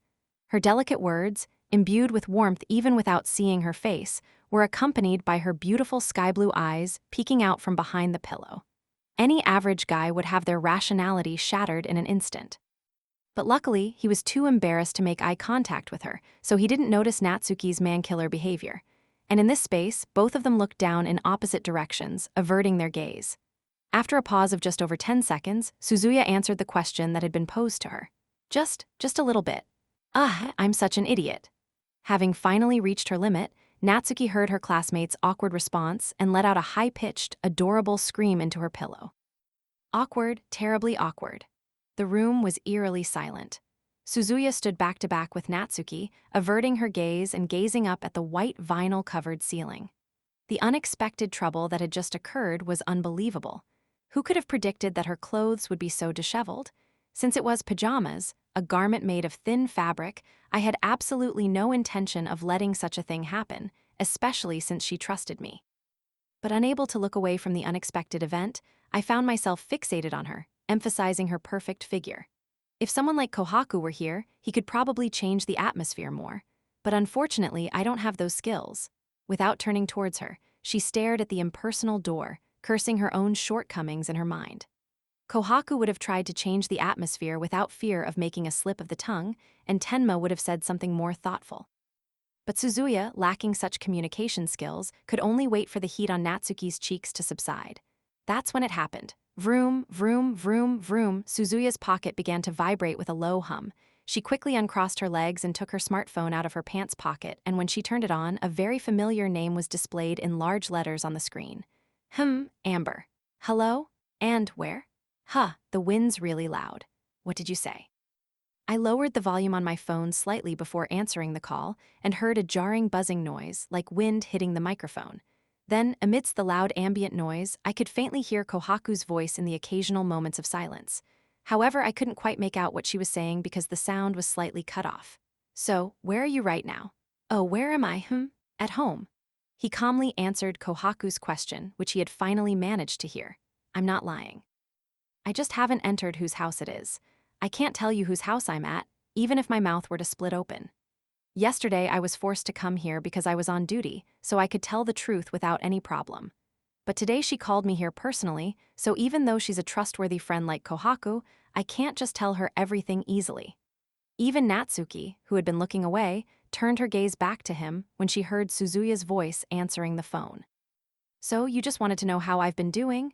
No, that's not it. I have a favor to ask. In this situation, I want to hang up the phone as quickly as possible. Suzuya quickly changes the topic to the purpose of the call. As long as she doesn't make any mistakes, there's no way they'll find out, but what if Natsuki sneezes right now? Achoo, picture. She really did it. She did exactly what I was most worried about. No, not yet. We're not that far apart, but we're not exactly close either. That means there's a possibility that the noise cancellation is working and she's not picking up the sound. Didn't I just hear a girl's voice? Do you perhaps have a girlfriend? I thought you'd do that, damn it.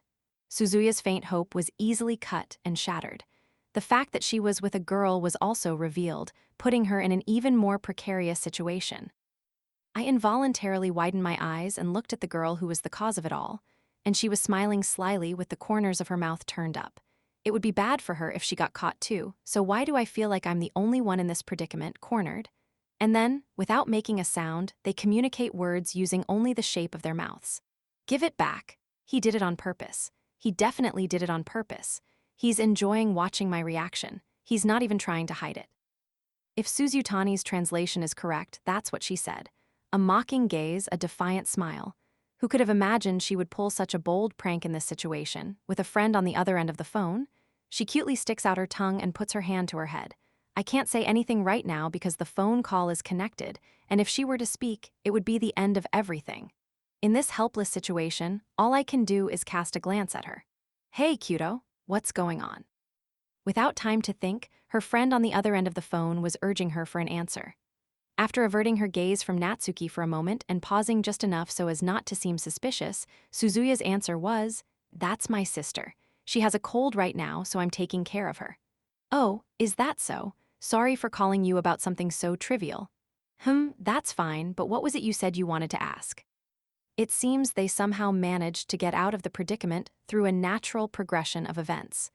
"I'm on duty tomorrow, but I'm going to hang out with my friends on the way home, so could you take over the cleaning for me?" "I see." "Well, that's fine." "Oh, really? I'll buy you a juice next time." "I'm looking forward to it." "Yeah, I wonder if Natsuki-san will come tomorrow." "I think it will probably come tomorrow." "Right. How did you know that I was coming tomorrow?" "A hunch." Of course, that's a lie. The real reason is because I'm watching her rolling around happily on the bed right in front of me. Having successfully pulled off her prank, Natsuki leaned her chin on the edge of the bed, narrowing her eyes in satisfaction as she watched Suzuya panic. Judging by her expression, it was clear that she had long since recovered from her illness. Haha, what's that supposed to mean? Well, never mind. Thanks and take care of your sister. Yeah, you better not catch a cold either, see ya. Ping, although I felt a little guilty about deceiving my friend, I was also genuinely relieved that I had managed to keep the situation a secret. I hung up the phone abruptly, took a deep breath, and collapsed onto the ground. Hee hee, that was close, wasn't it? It's not a right moment. I thought my heart was going to stop. What were you planning to do if you got caught? I thought Suzutani-kun would be able to do it well, so I just couldn't resist playing a prank on him. I can't tell anymore whether he's thinking things through or just being carefree. At first glance, she might seem like a mischievous, thoughtless, and childish girl. However, the Natsuki Kanon at school is gentle, intelligent, and possesses both beauty and talent, embodying every word that describes a person. She was a far cry from her current appearance. This contrast, which sounds nice, is something you would never imagine from how she appears at school. You're 100 years too early to try and understand me. I'm satisfied just knowing that there's quite a difference between Natsuki at school and how she is in private. So, even I have a disguise to blend in with the world, right? It's so extreme, I feel like I'm going to catch a cold. Speaking of which, I'm happy that Suzutani-kun talks a lot more than he does at school. He should just stick to that persona at school too. People often say that, but I can't really switch my personality between school and private life like Natsuki-san does, so I don't really intend to change that much. Your impression of him changes quite a bit, you know? At first, I was scared of Suzutani-kun. I thought he might stab me if he got angry. That's just plain prejudice. What do you see in me that gives you that impression? Bangs? I'm planning to cut my hair soon, so I guess that's the turning point for me to be reborn. Hee hee, I don't think about that anymore, so it's okay. As the conversation progresses smoothly, Natsuki occasionally throws a completely unexpected and terrible pitch.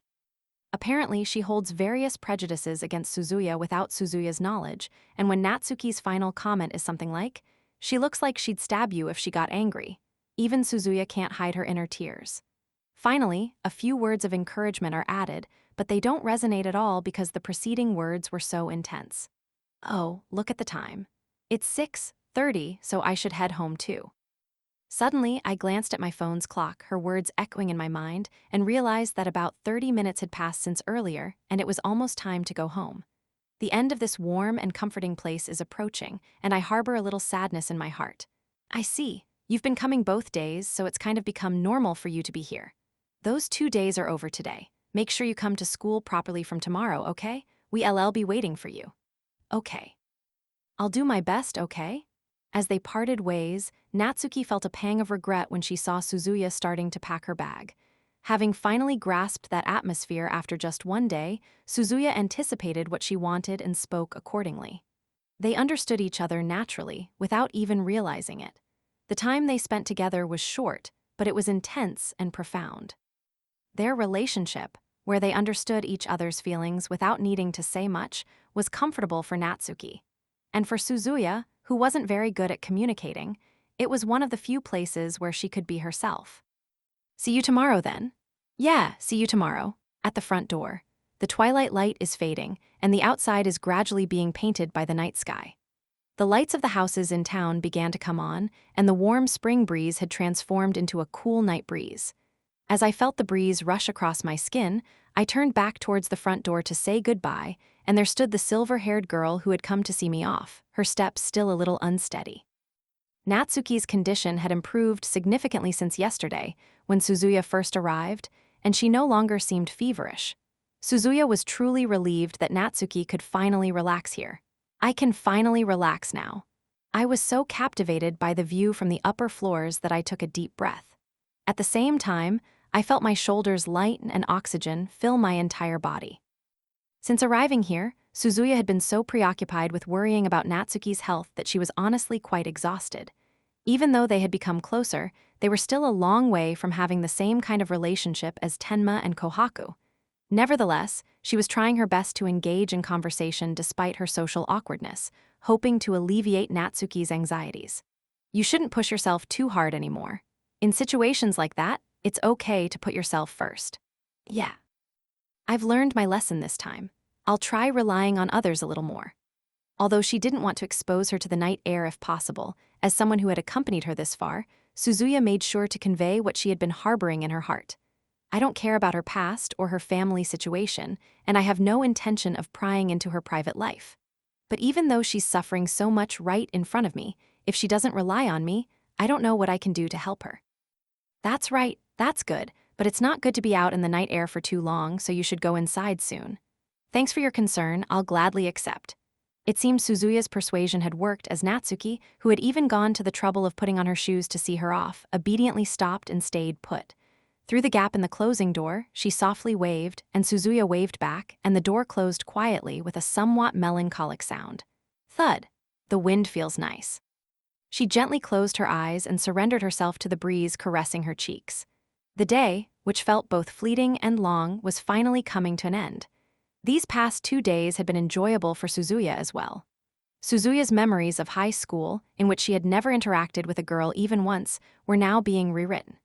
At unexpected moments, a sense of loneliness, like the quiet after a festival, gently plants a seed in Suzutani's heart. And the view below, unfolding from the open corridor, softly covers that nameless emotion with soil. Well, time to go home.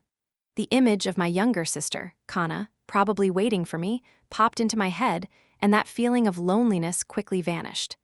I quickened my pace towards the elevator, anticipating that I'd have time to buy some sweets at the convenience store on the way home. I'm on my way home now, I messaged my mother, and without waiting for a reply, I put my phone away and lowered my gaze to the scenery that occasionally leaked through the gaps in the frosted glass. Without thinking or saying anything, silence naturally fell over the elevator. We have arrived at the entrance on floor 1. The mechanical voice of the announcement had become quite familiar to Suzuya's ears in such a short time. The door slid open with a faint, almost raspy sound. Tap, tap. I heard the sound of sneakers bouncing on the ground. Oh, that's right. I need to tell Kid-san too. The city lights felt a little warmer than usual. I'm home. Big brother's finally home? When Serato opened the door to the brightly lit living room, what came into his view was Canny, lightly dressed, sprawled on the low sofa. Her hair was disheveled, her school uniform had been thrown off, and she was wearing only an undershirt and gym shorts. What kind of outfit is that? It's bad for the eyes. Having been confronted with a sight of his own sister he didn't want to see as soon as he got home, Kyūto grumbled to Canny in a bad mood. But when Kanu saw the tired look on Sora's face, he flashed a lewd smile, rose from the sofa, and twisted himself into a creepy, moaning voice. Huh, big brother, are you getting excited seeing me in such revealing clothes? I can't find anything about you that excites me. From Kyūto's perspective, this unbearable farce that suddenly began is a typical example of Canny's annoying antics, which happens when he's late coming home without contacting her or when he gets upset over something trivial. Once Canny enters this mode, she won't be returning to her usual self for a while. Hee, you're saying that, but you're probably looking at my chest, aren't you? Normally, I would go along with this ridiculous charade, but today I'm mentally and physically exhausted and don't think I can handle it. Kanu flashed a smile, blatantly emphasizing the curves of her body, but something crucial was decisively missing. No matter how hard you try to emphasize it, your cliffs are still flat, you know. Die, you damn gloomy, introverted nerd. My brother was shocked by the insults and abuse that were beyond anything he'd ever heard. That's right. Kana's breasts were considerably smaller than those of her classmates, and even compared to women in general. But she didn't seem to be particularly self-conscious about it. However, at some point, her brother, Kyūto, repeatedly called her an impregnable cliff, and she found it incredibly humiliating to have her dignity as a woman mocked. On the other hand, Canny regularly retaliates by making fun of Kyūto's appearance, so they are actually quite close siblings. I'm not at fault in this. The guy who sexually harassed me is the one who's in the wrong. Therefore, you don't have breasts that are suitable for sexual harassment. Despite Canny's anger, her brother shows no remorse whatsoever, and even though he knows exactly what he's doing, he carefully pops each of the landmines that Canny has deliberately scattered. I think I'll just punch him now, just as Kanu was about to snap his fingers, ready to resort to his preferred method of reconciliation, violence. Kyūto, sensing an imminent threat to his life, immediately changed his attitude and pulled out a souvenir from a convenience store from his bag. That's a lie, Lady Kanu. You are more beautiful than any woman in this world. And here are today's spoils of war. Oh, a chocolate roll cake, huh? Well, I'll allow it. I had bought the chocolate roll cake as an apology for being late because it happened to be on sale, but surprisingly, Kana liked it and immediately returned to her usual mood after she forgave my earlier rudeness. Oh, by the way, Kana, where are Mom and Dad? Kyūto glanced around the room and asked Kanny, who stood up from the sofa and walked to the kitchen. Usually, either my mom or dad would be home by this time, but today neither of them is around. Fuhari and Momo will be back soon. You eat so fast, it's almost dinner time. With a fork in her mouth, Kanny immediately began devouring the chocolate roll that Kyūto had bought from the convenience store. She ate it with a smile on her face, some pieces of chocolate cake clinging to her lips. So whose fault is it that dinner is so late? Who's in charge of making dinner tonight? In the Suzutani household, since both the mother and father work all day long, Kana and Kyūto are expected to share the household chores. Today, it was supposed to be Sora's turn to cook dinner and do the laundry, but she came home late, leaving Kanny completely hungry. How long are you going to be trapped in that framework? I could do it myself, you know. Your brother's acting weird today. Did something good happen? Usually her brother would say, okay, I'll do it right away, and quietly go into the kitchen, but today he's so excited that it's a little unsettling. On the other hand, Kyūto is diligently taking out an apron from the pile of laundry and preparing to do housework. Well, nothing particularly good happened, but I had a fun time. Kyūto quietly answered Kanny's question in his mind. The image that came to mind was of a certain person sleeping beside him, tightly gripping his hand. She was the most beautiful girl in the school, with long, snow-white hair and eyes the blue of a clear spring sky. Today, I've fully experienced my youth. Yeah, I can't stand this guy today, he's so creepy.